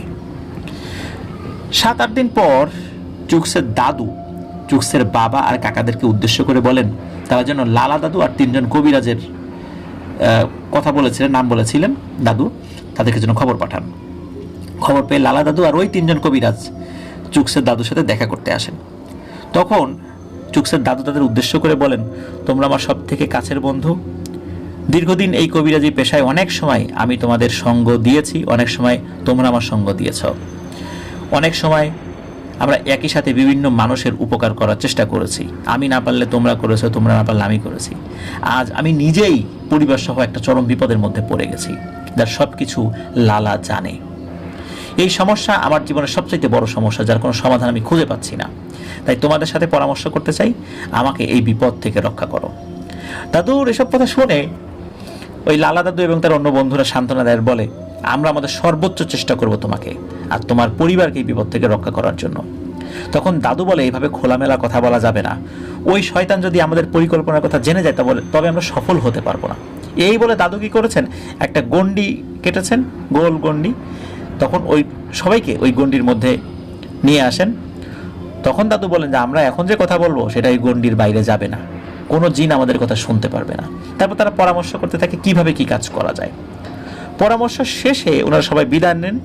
যাবার আগে ওনারা বলে যান যে আমরা তোমার সাথে আছি, শুধু সময় হবে আমাদেরকে ডাকবা, আমরা চলে আসব। এরপর চলে আসে সেই 13তম দিন, যেদিনে পুরো পরিবারকে ধ্বংস করে দেওয়ার কথা বলেছিল ওই ইফরিত জিন। সেদিন সকালবেলা দাদু 3টা বড় বড় ষাঁড় জোগাড় করে।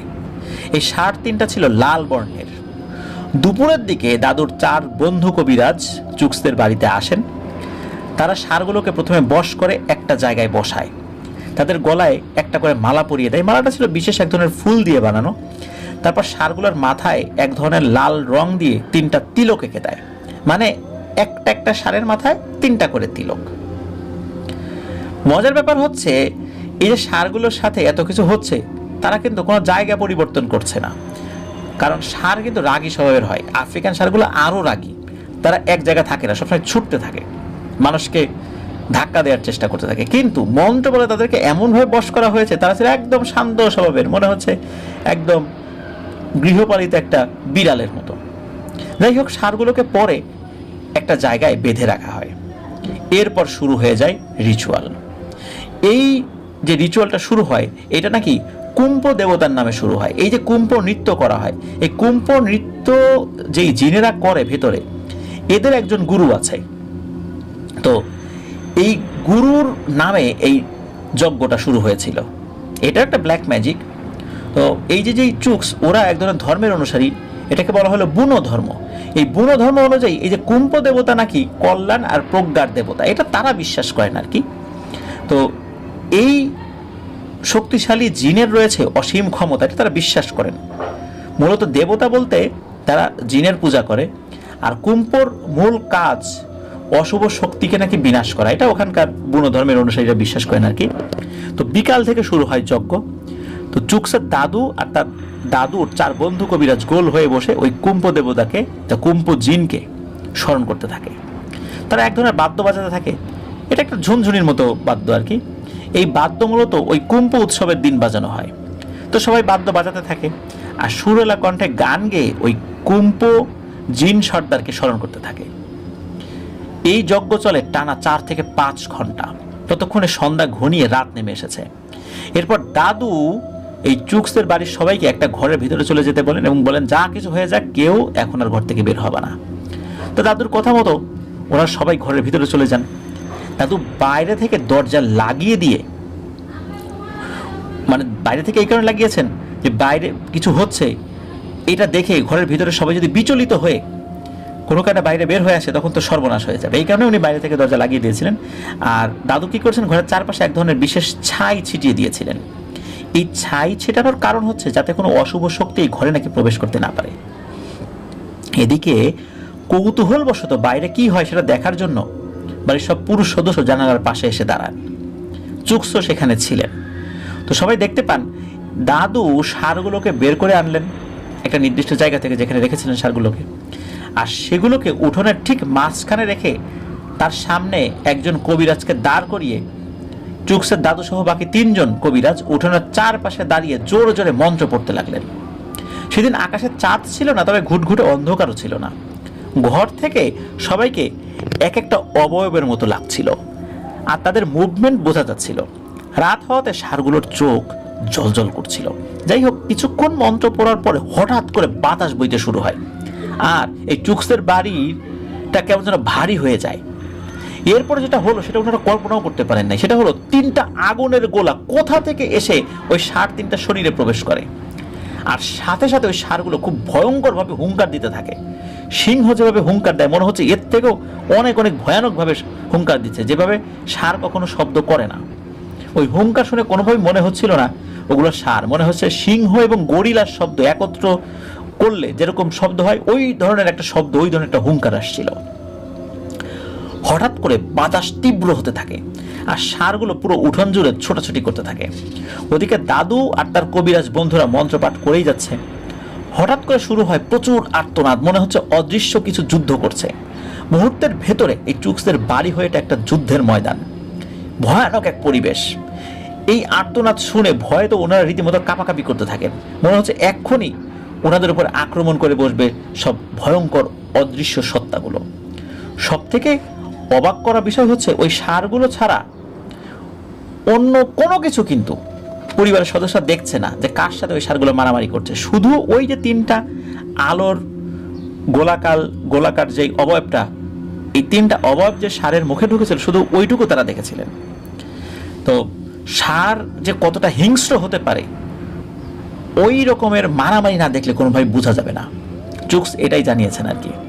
তো চুক্স তো ছোট মানুষ ছিলেন, 16-17 বছর বয়স, তারা দেখার সাহস হয়নি। তো চুক্স সরে যায় জানালা থেকে। তো এই যুদ্ধটা অনেক সময় ধরে চলে। একটা অদ্ভুত ব্যাপার হচ্ছে, এরকম ভয়ঙ্কর 3টা ষাঁড় উঠোন জুড়ে ছোটাছুটি করছে, কিন্তু এই চুক্সের দাদু পাগলার সহ আরও যেই কবিরাজরা আছেন তাদের শরীরে কিন্তু ওই ষাঁড়গুলোর কোনো স্পর্শই লাগছে না। এটা কি কোনো স্বাভাবিক বিষয়? নিশ্চয়ই না। তো যাই হোক, যুদ্ধ চলার এক সময় চুক্সের দাদু আর তার বন্ধুরা চিৎকার করে বারবার একটা কথা বলতে থাকে, যেটা আফ্রিকান ভাষায়, মানে তারা তো সব কথা আফ্রিকাতেই বলেছে, আমরা পিওর বাংলায় আপনাদেরকে বলছি আর কি। তা আফ্রিকান ভাষায় এক ধরনের শব্দ করে, এটা যদি বাংলা করা হয় সেটা এরকম হয় হচ্ছে, অপশক্তির পরাজয় হবে, ধ্বংস করে দাও, এই ধরনের কথা বারবার বলছিল আর কি। তো এভাবে ষাঁড় এবং অদৃশ্য শক্তির যুদ্ধ চলল সারা রাত। ভয়ানক এক রাত ছিল ওই পরিবারের জন্য। তো এটা ছিল চুক্সের জীবনের সবচেয়ে ভয়ঙ্কর অভিজ্ঞতা, এটা চুক্স জানিয়েছেন। তো শেষ রাতের দিকে আস্তে আস্তে সব নীরব হয়ে যায়, ঝড় বাতাস আর্তনাদ সব বন্ধ হয়ে যায় ততক্ষণে। ওদিকে ষাঁড় 3টা মাটিতে লুটিয়ে পড়ে। সাথে সাথে বাগলার দাদু আর তার বন্ধুরা দ্রুত তাদের কাছে ছুটে যায়, আর বাইরে থেকে পানি এনে ওই ষাঁড়গুলোর মাথায় ঢালতে থাকে। ষাঁড় 3টা একদম অচেতন হয়ে পড়েছিল। এদিকে ভোরের আলো ফুটে ওঠার পর দাদু ওনাদের সকলের, মানে ঘরের ভিতরে যারা ছিল আর কি, দরজা খুলে দিলেন আর বললেন আপাতত বিপদ কেটে গেছে। আপাতত এই কথাটা শুনে বাড়ির লোকজন তো আরো অবাক হন। আপাতত মানে কি? তাহলে কি আরো বিপদ আছে সামনে? ওদিকে ষাঁড়গুলোর প্রাথমিক চিকিৎসা চলছে, তারা একটু সুস্থ হলে তাদেরকে তাদের মালিকের কাছে বুঝিয়ে দেওয়া হয়। যাই হোক, দাদুর বন্ধুরা সবাই দাদুর কাছ থেকে বিদায় নিয়ে চলে যান। তারপর দাদু বাড়ির সবাইকে উদ্দেশ্য করে বলেন, যাও সবাই সবার কাজ করো, আমি একটু বিশ্রাম নিয়ে পরে কথা বলবো। পরবর্তী দাদু বলেছিলেন ওই ষাঁড়গুলোর ভেতরে 3টা দুর্ধর্ষ জিন ভর করেছিল, যারা ছিল আফ্রিকান ভাষায় এদেরকে সারাকি বলা হয়। এই সারাকির 3 সন্তান। সারাকি হচ্ছে বুনো ধর্মাবলম্বী যারা আর কি, তাদের জিনেদের রাজা। তো এই সারাকির 3 সন্তান নাকি 3 লক্ষ সৈনিকের সাথে লড়তে পারে। খুব দুর্ধর্ষ জিন এই 3 জন। এরা 3 আপন ভাই।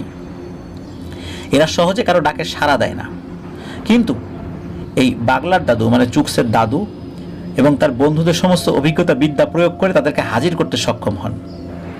তো চুক্সের কাছে এই সারাকি রাজা সম্পর্কে জিজ্ঞেস করা হয়েছিল, মেহেদি ভাই সহ আরো অন্যান্য জিজ্ঞেস করেছেন, কিন্তু চুক্স এই বিষয়টা এড়িয়ে যান। শুধু এতটুকু বলেছিলেন যে এই সারাকি নাকি অনেক ক্ষমতার অধিকারী, এর বেশি কিছু বলেন নাই। তো যাই হোক, সারাকি নিয়ে আমরা আর বেশি কিছু এখনো জানি না, পরবর্তীতে জানলে প্রিয় নিশ্চয় আপনাদেরকে জানাবো। তো সেদিন রাতে পিটারের চালান করা ইফরিত জিন যখন ওই পরিবারে এসেছিল, কারণ ওটা 13তম দিন ছিল, তখন ওই সারাকি 3 ছেলেকে দেখে সে চলে যায়। কারণ সে একা আসেনি, সে এসেছিল তার পুরো সৈন্য দল নিয়ে। কিন্তু সারাকি 3 ছেলের কাছে মার খেয়ে তার সৈন্যরা সব পালিয়েছে। আর ওই যে ইফরিত জিনটা, ওই জিনটাকে সারাকির 3 ছেলে বন্দি করে নিয়ে গেছে। এভাবে ওই রাত্রে দাদু এবং তার বন্ধুরা সবাই মিলে দাদুর পরিবারকে রক্ষা করতে সক্ষম হন। প্রিয় লিসেনার্স, মনে হতেই পারে যে সারাকির 3 ছেলে তো ওই ইফরিত জিনকে বন্দি করে নিয়ে গেল, ঘটনা কি এখানেই শেষ?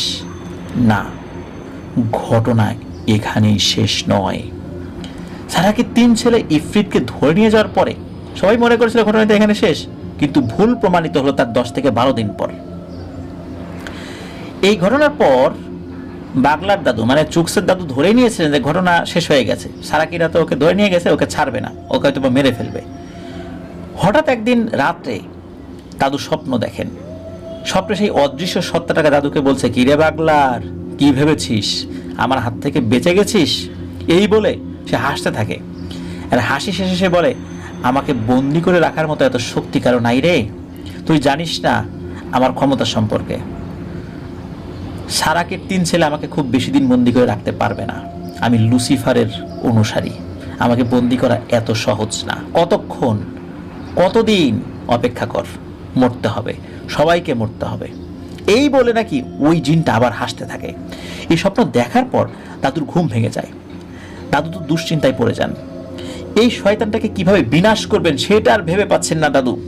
সে রাত্রে আর দাদুর ঘুম হয় না। ভোর হলে দাদু বেরিয়ে পড়েন তার বন্ধু কবিরাজদের সাথে দেখা করার জন্য। এদিকে রাস্তায় লালা দাদু আর এক কবিরাজের সাথে দেখাও হয়ে যায় বাংলার দাদুর। তো দাদু তাদের দুজনকে দেখে অবাক হন, তাদের সাথে কথা বলে জানতে পারেন তারাও নাকি দাদুর সাথে দেখা করার জন্য আসছিলেন। আরও অবাক করা বিষয় হচ্ছে, দাদুর মতো তারা নাকি একই স্বপ্নই দেখেছেন। ওই শয়তান জিনটা তাদেরকেও স্বপ্নের মধ্যে হুমকি দিয়েছে।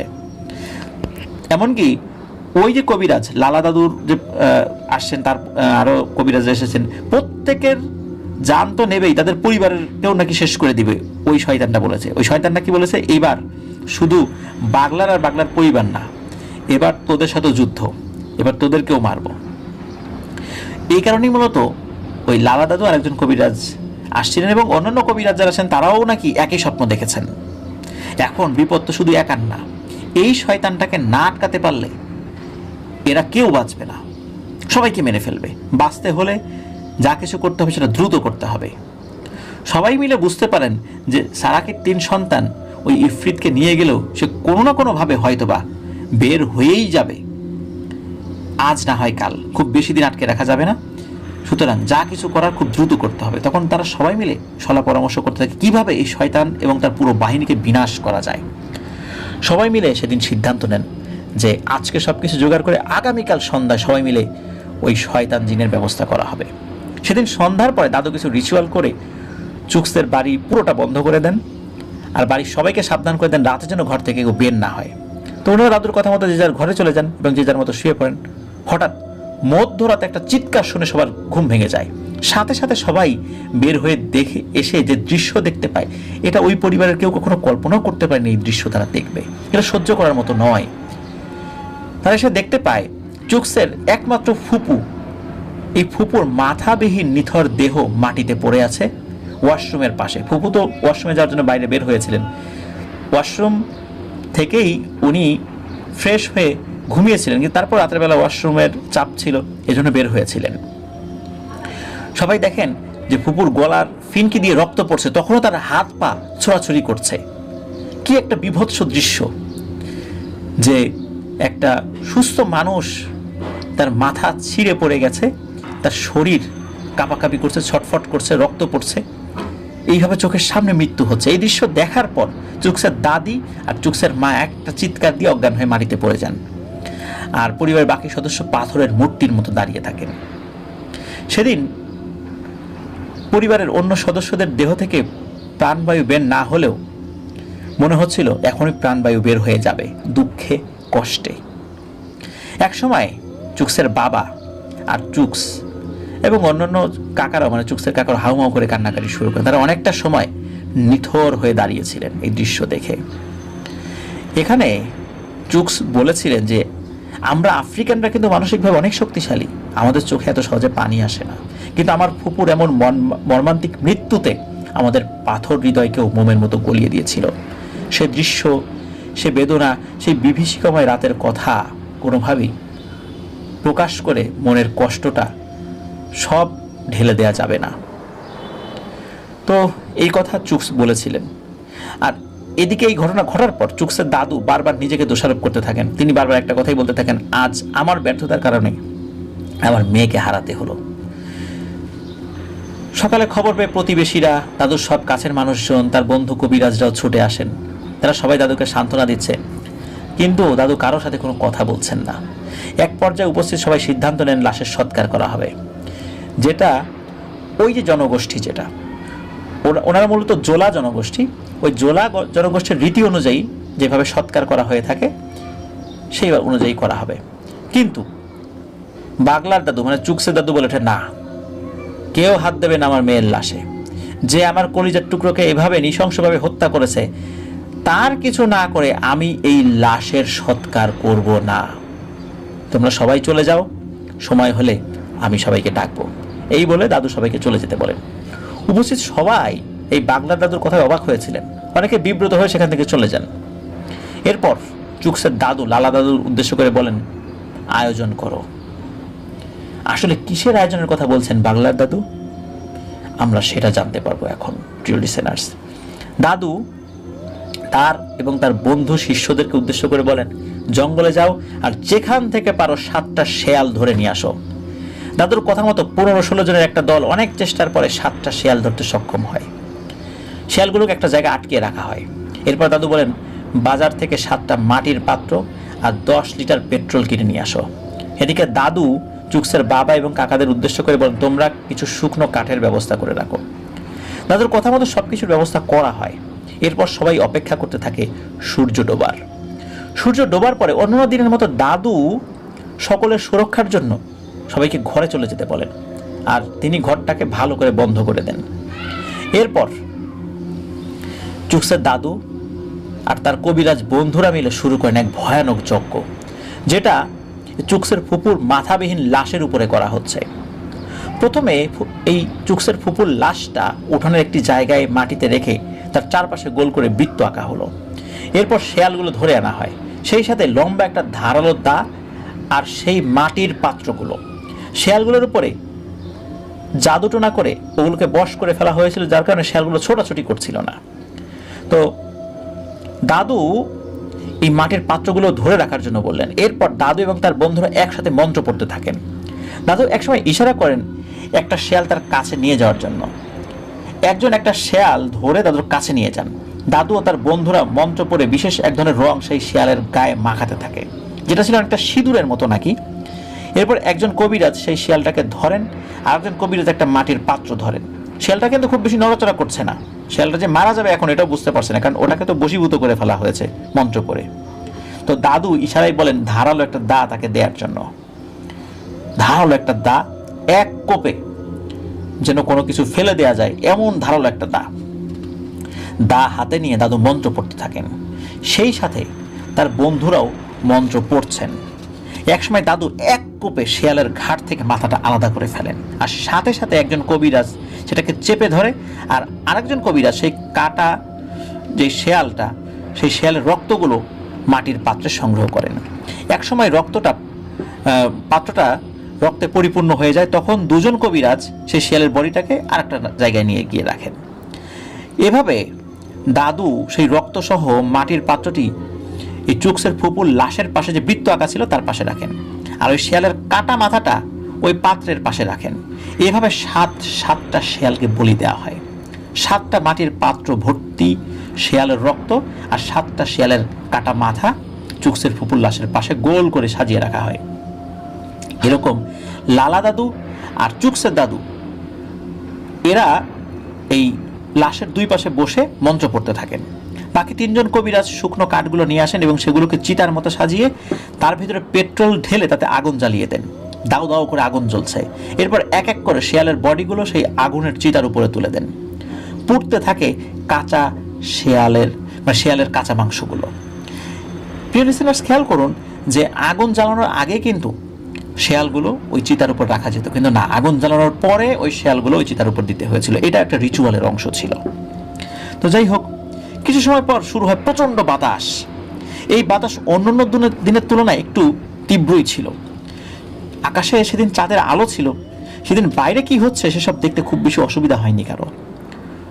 চুকস দেখেন যে তার ফুপুর মাথাবিহীন লাশটা হঠাৎ করে মাটি থেকে উঠে বসে এবং এক লাফে সেটা দাঁড়িয়েও যায়। জানালার ফাঁকা দিয়ে এই দৃশ্য দেখে চুকসের সারা শরীর ভয়ে শিউরে ওঠে। এদিকে অদৃশ্য কিছু সেই রক্তের হাড়িগুলো শূন্যে ভাসিয়ে নেয়, আর মুহূর্তের মধ্যে সেটা বাঁকা হয়ে মাটিতে পড়ে যায়। মানে সেই হাড়িগুলো শূন্যে ভাসিয়ে একটু বাঁকা হয়ে যায়, তার মানে হচ্ছে ওখান থেকে কেউ কোনো কিছু খেয়ে ফেলেছে। হাড়ির ভিতরে কোনো রক্ত নাই, রক্ত কোথায় গেল? মাটিতে পড়ার পর হাড়িগুলো ভেঙে যায়, কিন্তু সেগুলোর ভিতর কোনো রক্ত ছিল না। কি হচ্ছে এসব ভাবতে ভাবতে ঘটে যায় আরো একটা ভয়ানক ঘটনা। হঠাৎ করে শেয়ালের কাটা মাথাগুলো গায়েব হয়ে যায়, আর হাড় চেবানোর কটমট কটমট শব্দ হতে থাকে। এদিকে সেই শেয়ালের পোড়া দেহগুলো মুহূর্তের মধ্যে গায়েব হয়ে যায়, একইভাবে হাড় চিবানোর শব্দ হতে থাকে। এসব ঘটে গেল কয়েকটা মুহূর্তের ভেতরে। এরপর চুকসের ফুপুর লাশ আবার দুপ করে মাটিতে পড়ে যায়, সাথে সাথে ঝড়ও থেমে যায়। তখন চুকসের দাদু আর তার বন্ধুরা মিলে চুকসের ফুপুর লাশ ধরে ওই জায়গা থেকে সরিয়ে নিয়ে যায় এবং চুকসের দাদুর ঘরে নিয়ে যায়, যেখানে বসে চুকসের দাদু কবিরাজি করেন। এরপর চুকসের দাদু ওই চুকস সহ ঘরের ভিতরে যারা ছিলেন তাদের কাছে এসে বলেন, কারো ওয়াশরুমে যাওয়ার দরকার হলে তাড়াতাড়ি কাজ সেরে আবার ঘরে ঢুকে পড়ো, এখন আবার কাজ শুরু হবে। দাদুর কথা মতো দাদুর ওয়াশরুমে যাওয়ার দরকার ছিল, তারা ওয়াশরুমে যান, দ্রুত আবার ফ্রেশ হয়ে চলে আসেন। এরপর দাদু বলেন, আমি আমার ঘরে থাকবো, আমার সাথে আমার বন্ধুরা থাকবে, তোমরা রাতে ঘর থেকে কেউ বের হবে না, আমি ডাকলেও বের হবে না, যতক্ষণ পর্যন্ত ভোরের আলো ফুটবে না ফোটে ততক্ষণ পর্যন্ত কেউ বের হবে না। তো ওনারা তো দাদুর কথা মতো যে যার ঘরে চলে যান এবং দাদু চলে যান তার ঘরে। সবাই তো শুয়ে পড়েছেন, কিন্তু কারো চোখে ঘুম নাই, শুধু ফুপুর কথা মনে পড়ছিল। এসব চিন্তা করতে করতে হঠাৎ আবার সেই ঝড় বাতাস বইতে শুরু করে। বাইরের পরিবেশ জানলা দিয়ে দেখার জন্য চুকস উকি মেরেছেন, কিন্তু আকাশের চাঁদকে কালো মেঘে ততক্ষণে পুরোপুরি গ্রাস করে ফেলেছে, বাইরে কিচ্ছু দেখা যাচ্ছে না। হঠাৎ প্রচণ্ড শব্দ করে ওনাদের ঘরের জানালা বন্ধ হয়ে যায়, ওনারা তো ভয়ে ছিটকে পড়েন। এর কয়েক সেকেন্ড পর শুরু হয় ধস্তাধস্তির করুণ আর্তনাদ, ভয়ঙ্কর সেই আর্তনাদ, প্রাণ বাঁচানোর আর্তনাদ। বিভীষিকাময় রাতটা আবার ফেরত আসলো। এভাবে চলতে থাকে 20 থেকে 30 মিনিট।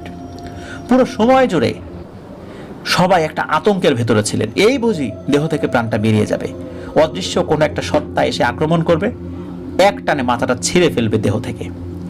সেই সময় আসলে কেমন অনুভূতি হতে পারে, এটা যারা ওই পরিবেশ পরিস্থিতি থাকবে তারা ছাড়া কেউ বলতে পারবে না। যাই হোক, কিছুক্ষণ পর সব নীরব হয়ে যায়, তাদের কথা মতো কেউ ঘর থেকে বের হয় নাই। পরদিন সকাল হলে সবাই ঘর থেকে বের হয়ে আসেন, এসে দেখেন পুরো উঠোন জুড়ে অসংখ্য কাক মরে পড়ে আছে। তো দাদু সেগুলোকে এক জায়গায় জড়ো করেন এবং একটা গর্ত করে মাটি চাপা দিয়ে দেন। এরপর চুকসের ফুপুর সেই মাথাবিহীন লাশের সৎকার করা হয়, ওনার মাথাটা আর পাওয়া যায়নি। তো পরবর্তীতে দাদু সকলকে বলেছিলেন যে ওনাদের পেছনে চালান করা সেই ইফরিত জিন এবং তার পুরো সৈন্যদলকে মেরে ফেলা হয়েছে, এবং এই কাজ করেছে 7 জন নরকের পিশাচ। এদেরকে নরকের পিশাচ বলার কারণ হচ্ছে এরা খুব ভয়ঙ্কর, আর এরা যেখানে যায় সেই জায়গাটাকে মুহূর্তের মধ্যে নরকে পরিণত করে ফেলে। দাদু যখন এই জাদুবিদ্যা শিখতে যান তখন তার ওস্তাদ তাকে বলেছিলেন, এক ধরনের পিশাচ আছে যাদের অসীম ক্ষমতা, তারা মূলত 7 সদস্য বিশিষ্ট একটি দল, তারা যে দলে থাকে 7 জন থাকে। এরা অনেক শক্তিশালী এবং দেখতে খুবই কুৎসিত এবং ভয়ঙ্কর, এমনকি তাদেরকে যদি অন্য জিন দেখে তখন সেই সব জিনদেরও নাকি ভয় অবস্থা খারাপ হয়ে যায়। এরা এমন ধরনের পোশাক পরে থাকে, বর্ম, হাতে অস্ত্র, এমন ধরনের মানে যুদ্ধংদেহী মনোভাবে সবসময় থাকে। কোনো জিন সামনে আসলেই মনে করে এই বুঝি এরা এক কোপে ওই জিনের মাথা ফেলে দেবে, এই জন্য কোনো জিন তাদের সামনে আসতে সাহস পায় না। আবার এরাও সহজে কারো সামনে আসে না আর বিনা কারণে কারো ক্ষতি করে না। এদেরকে ডাকার একটা পদ্ধতি রয়েছে। এদের এই কুৎসিত এবং ভয়ানক স্বভাবের কারণে সব জিনেরা তাদেরকে সমাজ থেকে মানে তাদের যে সমাজের কাছেও ধারে কাছেও যায় না আর কি। শুধু এই জন্য না, পৃথিবীতে যদিও বা এই ধরনের অসংখ্য জিন আছে, তাদেরকে মানে এই ধরনের ভয়ঙ্কর স্বভাবের কারণে তারা কিন্তু তাদের সমাজ থেকে বিতাড়িত। প্রিয় লিসেনার্স, আপনাদের মনে আছে কিনা যে আমরা কিন্তু একটা ইহুদি জিনের কথা বলেছিলাম, এক তান্ত্রিক, এক শিষ্য, মানে এক তান্ত্রিকটাকে বশ করেছিল। যাই হোক, তাকে ওই ইহুদি জিনটা একটা জায়গায় আটকে গিয়েছিল, পরবর্তীতে একজন বুজুর্গ ব্যক্তি সেখান থেকে তাকে মুক্ত করে। যাই হোক, একটা জিন বন্দি থাকা অবস্থায় কি পরিমাণ ভয়ানক হতে পারে তা কিন্তু এই ইফরিত জিনটাকে দেখলে বোঝা যায়। সে কিছুদিনের জন্য বন্দী হয়েছিল, কিন্তু সারাকির 3 সন্তান কিন্তু তাকে বেশি দিন বন্দী রাখতে পারে নাই, সে ঠিকই বের হয়েছিল। আর এই যে 7টা জিন, এরা যখন আসে এরা চারদিকে মানে কেয়ামত করে ফেলে একদম, মানে কোনো ধরনের কোনো মায়া মহব্বত এদের মধ্যে নাই। তবে হ্যাঁ, এই 7টা জিনকে হাজির করে একটা পদ্ধতি রয়েছে। এদের সবচেয়ে প্রিয় হচ্ছে শেয়ালের তাজা রক্ত, শেয়ালের কাটা মাথা এবং শেয়ালের পোড়া মাংস। এই জিনিসগুলো ওরা ধরে খেতে পারে না, তাদের এত ক্ষমতা থাকা সত্ত্বেও এই জিনিসগুলো তারা ধরে খেতে পারে না। কোনো তান্ত্রিক বা কোনো মানুষ যদি এদেরকে এইভাবে করে দেয় তাহলে শুধু এরা খেতে পারে। এই কারণেই এই চুকসের দাদু সেদিন চুকসের ফুপুর মৃত লাশের উপরে একটা যজ্ঞ বা রিচুয়াল করে তাদেরকে হাজির করাতে সক্ষম হয়েছিলেন। ওই 7টা শেয়াল বলি দিয়ে তাদেরকে বিশেষ ভোজন করানো হয় এবং এতে তারা খুশি হয়। তখন তাদেরকে বলা হয় তাদেরকে কেন ডাকা হয়েছে। তখন তাদেরকে দাদু বলেন, এই দেখো আমার মেয়ে, বিনা দোষে আমার মেয়েটাকে হত্যা করেছে ওই জিনটা। ওই জিনটাকে আমরা কোনোভাবেই থামাতে পারছি না, তোমাদের সাহায্য দরকার। তো দাদু তাদেরকে বোঝাতে সক্ষম হন এবং তাদেরকে এটা বোঝাতে সক্ষম হন যে বিনা দোষে তার মেয়েকে হত্যা করা হয়েছে। তখন ওই নরকের 7 পিশাচ জিন, ওই ইফরিত জিন এবং তার সঙ্গীদের উপর মারাত্মক ক্ষিপ্ত হন এবং ওই সময়ে ওই 7 পিশাচ ওই ইফরিত জিনকে চ্যালেঞ্জ করে। তখন ওই ইফরিত জিন তার সৈন্য সামন্ত নিয়ে চলে আসে, আর ওইখানে ওই ইফরিত জিন এবং তাদের সৈন্য সামন্তর একজনও জীবিত থাকতে পারে নাই। প্রত্যেককেই ওই নরকের 7 পিশাচ হত্যা করেছে। এরা মূলত নরক থেকে উঠে এসে, বিষয়টা এরকম নয়, ওরা যেখানে যায় তাদের অ্যাক্টিভিটিস দিয়ে সেখানে একদম নরক বানিয়ে ফেলে, ভয়ানক পরিবেশ পরিস্থিতি সৃষ্টি করে ফেলে। তো এইভাবেই বাগলার দাদু মানে চুকসের দাদু এই সমস্যা থেকে তার পরিবারকে রক্ষা করতে পেরেছিলেন, আর ভয়ানক এই ধরনের রিচুয়াল করে নরকের 7 পিশাচকে ডেকে নিয়ে এসেছিলেন। যদিও তার পরিবারের একজন সদস্যকে নির্মমভাবে হত্যা করা হয়েছিল, এই ইফরিত জিন হত্যা করেছিল। প্রিয় লিসেনার্স, আপনারা এটা জেনে অবাক হবেন যে আফ্রিকাতে অনেক দোকানের মধ্যে দেখা যাচ্ছে যে ক্যাশ বক্স থাকে, ক্যাশ বক্সের মধ্যে কিছু কয়লা থাকে, কিছু লবণ থাকে, মন্ত্র পড়া কয়লা লবণ এগুলো থাকে। অনেক জাদুকররা নাকি কি করে, কোনো মালামাল কিনে যে টাকাগুলো দিয়ে যায়, এই টাকাতে দেখা যায় কোনো রক্তের কোনো একটা ছিটে ফোঁটা লেগে আছে বা কোনো তেল লেগে আছে। এই টাকাগুলো নাকি ক্যাশ বক্সে রাখার পর কিছুক্ষণ পরে এই টাকাগুলো নাকি আর থাকে না, চলে যায়। এগুলো নাকি অদৃশ্য হয়ে যায় এবং ওই মালিকের কাছেই চলে যায়। দুষ্টু জিনেরা এই টাকাগুলো আবার ওই মালিকের কাছে দিয়ে আসে। এই জন্য মূলত তারা এই জিনিসটা রাখেন। অনেক বাঙালিরাও কিন্তু এই কাজটি করে থাকেন। আর মানে ভালো যে ব্যাপারটা সেটা হচ্ছে যে বাঙালিদের মধ্যে অধিকাংশই সূরা ফালাক নাস বা 4 কুল, যেটা সূরা কাফিরুন, ইখলাস, ফালাক, নাস, এগুলো পরে ফু দিয়ে রাখেন, তখন কিন্তু তাদের সমস্যা হয় না। কিন্তু যারা অমুসলিম যারা আছেন ওরা তো এগুলো পারেন না, তখন তারা এই কাজটি করে থাকেন। তো এইভাবে কিন্তু আফ্রিকাতে প্রতিটা পদে পদে কালো জাদুর প্রভাব রয়েছে। প্রিয় লিসেনার্স, আমরা চুকসের পরিবারের সাথে ঘটে যাওয়া ভয়ানক এই কালো জাদুর ব্যাপারটি আপনাদের সামনে তুলে ধরলাম। প্রিয় লিসেনার্স, আফ্রিকার মানুষদের সাথে অনেক ঘটনা ঘটে। খেলার মাঠে বজ্রপাত হয়, অথচ আকাশে কোনো মেঘ নেই। ওই বজ্রপাতে এক পক্ষের সব প্লেয়ার মারা যায়, অথচ তার পাশেই আর অন্য দলের প্লেয়াররা ছিল, তারা প্রত্যেকেই সুস্থ। ইউটিউবে কিন্তু এমন ঘটনা আপনারা পাবেন, দেখতে পারেন। এটা কিভাবে সম্ভব? এটা সম্ভব এই ভয়ানক কালো জাদুর মাধ্যমে। আফ্রিকাতে এমন ধরনের কালো জাদু রয়েছে যেটা আমরা কল্পনাতেও আনতে পারি না। শুনলে আমাদের কাছে এগুলো স্বপ্নের মতো মনে হবে। পশ্চিম আফ্রিকার দেশ সেনেগাল, গাম্বিয়া, এইখানে কিন্তু এই যে কুম্প নৃত্যের আয়োজন করা হয়। কুম্প নৃত্য নিয়ে ইউটিউবে অনেক বিষয় আছে, যেটা আমি শুরুতে বলেছি, আপনারা এগুলো দেখতে পারেন। কিন্তু যারা এটা বিশ্বাস করেন না, তারা ওই যে যারা ভিতরে মানুষ ঢুকে করেন, বিভিন্ন ক্যামেরার সামনে আলোক সজ্জা আছে, সেখানে গিয়ে নাচানাচি করেন, ওর ভিতরে তো মানুষই রয়েছে। কিন্তু গ্রামের যেই ব্যাপারগুলো রয়েছে সেখানে কিন্তু সত্যি সত্যি ওর ভিতরে কোনো মানুষ থাকে না। এটা আপনারা দেখলেও, শুধু আপনারা, যে কোনো স্বাভাবিক মানুষ দেখলেই বুঝতে পারবে এর ভিতরে কোনো মানুষ নাই। আর ওর ভিতরে যে মানুষ নাই, এটা বিভিন্ন সময় কিন্তু তারাও এটা দেখিয়ে দেয় যে এর ভিতরে কোনো মানুষ নেই। প্রিয় লিসেনার্স, আজকের ঘটনাটি এ পর্যন্তই ছিল। আশা করছি ঘটনাটি আপনাদের ভালো লেগেছে। ধন্যবাদ জানাচ্ছি চুকসকে। Thank you Chuks for your mind blowing story. আর মেহেদী হাসান ভাইকে ধন্যবাদ জানাচ্ছি যে চুকসের কাছ থেকে এই ঘটনাটি সংগ্রহ করে দীর্ঘ সময় নিয়ে এই ব্যস্ততার মধ্যে থেকেও আপনি এই ঘটনাটি লিখে পাঠিয়েছেন। প্রিয় লিসেনার্স, অনেকেই আজকে রাতে বাড়িতে যাচ্ছেন, রাত পার হলেই সকালবেলা ঈদ, পরিবারের সাথে ঈদ করবেন। যারা যেখানে আছেন, বিশেষ করে প্রবাসে যারা আছেন পরিবার থেকে অনেক দূরে, তারা ঈদের আনন্দ পরিবারের সাথে ভাগাভাগি করতে পারছেন না। তাদের মনের কষ্টটা আমরা উপলব্ধি করতে পারি কিছুটা। তাদেরকে সান্ত্বনা দেওয়ার ভাষা আমাদের নেই, তবে একটা সময় তো আসবেন দেশে। কিছু কিছু ঈদ নিজের জন্য কুরবানি দিতে হয়, পরিবারের মুখে হাসি ফোটানোর জন্য। আপনারা এই কাজটি করছেন। প্রিয় লিসেনার্স, এই মুহূর্তে অনেকে লঞ্চে রয়েছেন, বাসে রয়েছেন, ট্রেনে রয়েছেন, গাড়িতে রয়েছেন। যে যেখানে আছেন সবাই নিরাপদে বাড়িতে যাবেন, আবার ঈদ করে নিরাপদে আপনারা আপনাদের কর্মস্থলে সহি সালামতে ফেরত আসবেন, এই দোয়াই করি। প্রিয় লিসেনার্স, ঈদের দিন রাত্রে আমাদের কোনো এপিসোড থাকছে না। ঈদের পরপর মানে ঈদের দিনের পরবর্তী 3 দিন, মানে ঈদের দ্বিতীয় দিন, তৃতীয় দিন, চতুর্থ দিন, এই 3টা দিন আমরা আরও 3টি স্পেশাল এপিসোড নিয়ে আপনাদের সামনে ইনশাল্লাহ হাজির হব। তো আমার জন্য দোয়া করবেন, আমার পরিবারের জন্য দোয়া করবেন। প্রিয় লিসেনার্স, আজকে যেই ব্ল্যাক ম্যাজিকের ঘটনা বললাম, এই ঘটনা শুনে কিন্তু আপনার ব্ল্যাক ম্যাজিক করতে উদ্বুদ্ধ হয়েন না। বারবার অনুরোধ করছি, দুনিয়া আখিরাত দুই বরবাদ হয়ে যাবে। দুনিয়ার জীবন ক্ষণিকের জীবন। কারো উপর ক্ষিপ্ত হয়ে কাউকে কাছে পাওয়ার জন্য ব্ল্যাক ম্যাজিকের আশ্রয় নেবেন না।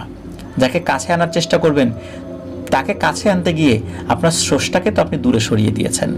একটা সময় যাকে কাছে আনার চেষ্টা করেছেন সেও আপনার থেকে পর হয়ে যাবে ব্ল্যাক ম্যাজিকের প্রভাবে। সাময়িক সময়ের জন্য কাছে এসেছে, কিন্তু একটা সময় এই জিনিসটা কেটে যাবে, সেও চলে যাবে। এই জন্য খবরদার খবরদার, ব্ল্যাক ম্যাজিকের আশ্রয় কেউ নেবেন না। অনেকে না বুঝেই আশ্রয় নিয়ে ফেলেন। এমন কিছু তাবিজ ধারণ করেন, এই তাবিজের মধ্যে যে নকশাগুলো রয়েছে এগুলো টোটালি জাদুর নকশা, অথচ সেখানে আরবি দিয়ে লেখার ভিতরে কোরআনের আয়াত লেখা রয়েছে। এটাই মূলত কুফরি কালাম। পবিত্র কোরআনের যেই মর্যাদা, এই মর্যাদাটা যখন দেয়া হবে না, ওই মর্যাদাটা না দিয়ে যখন ভিন্ন পদ্ধতিতে ওটাকে অ্যাপ্লাই করা হবে, ওটাই কুফরি কালাম।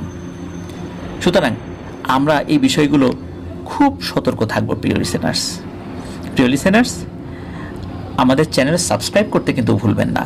আর আজকের ঘটনাটা কেমন লাগলো সবাই কিন্তু আমাদের গ্রুপে পোস্ট করে বা কমেন্ট করে জানাতে পারবেন।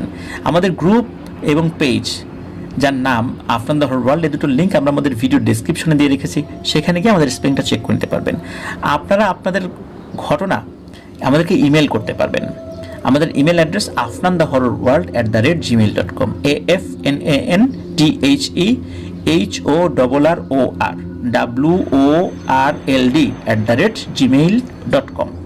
তো এটা আমরা স্পেলিং করে বলেছি কারণ আমাদের দৃষ্টি প্রতিবন্ধী ভাইরা অনুরোধ করেছিলেন আমরা যেন আমাদের ইমেল অ্যাড্রেসটা মুখে স্পেলিংটা বলে দেই। তো তাদের উদ্দেশ্যেই বলা, তাদের জন্য শুভকামনা রইল। প্রিয় লিসেনার্স, ঈদ উল ফিতর সকলের জন্য শুভ হোক, আনন্দময় হোক। আজকের মতো বিদায় নিচ্ছি। সবাই ভালো থাকবেন, সুস্থ থাকবেন। দেখা হচ্ছে ঈদের পরের দিন রাত 10:59 আমাদের দ্বিতীয় ঈদ স্পেশাল এপিসোডের আয়োজন নিয়ে। আসসালামু আলাইকুম।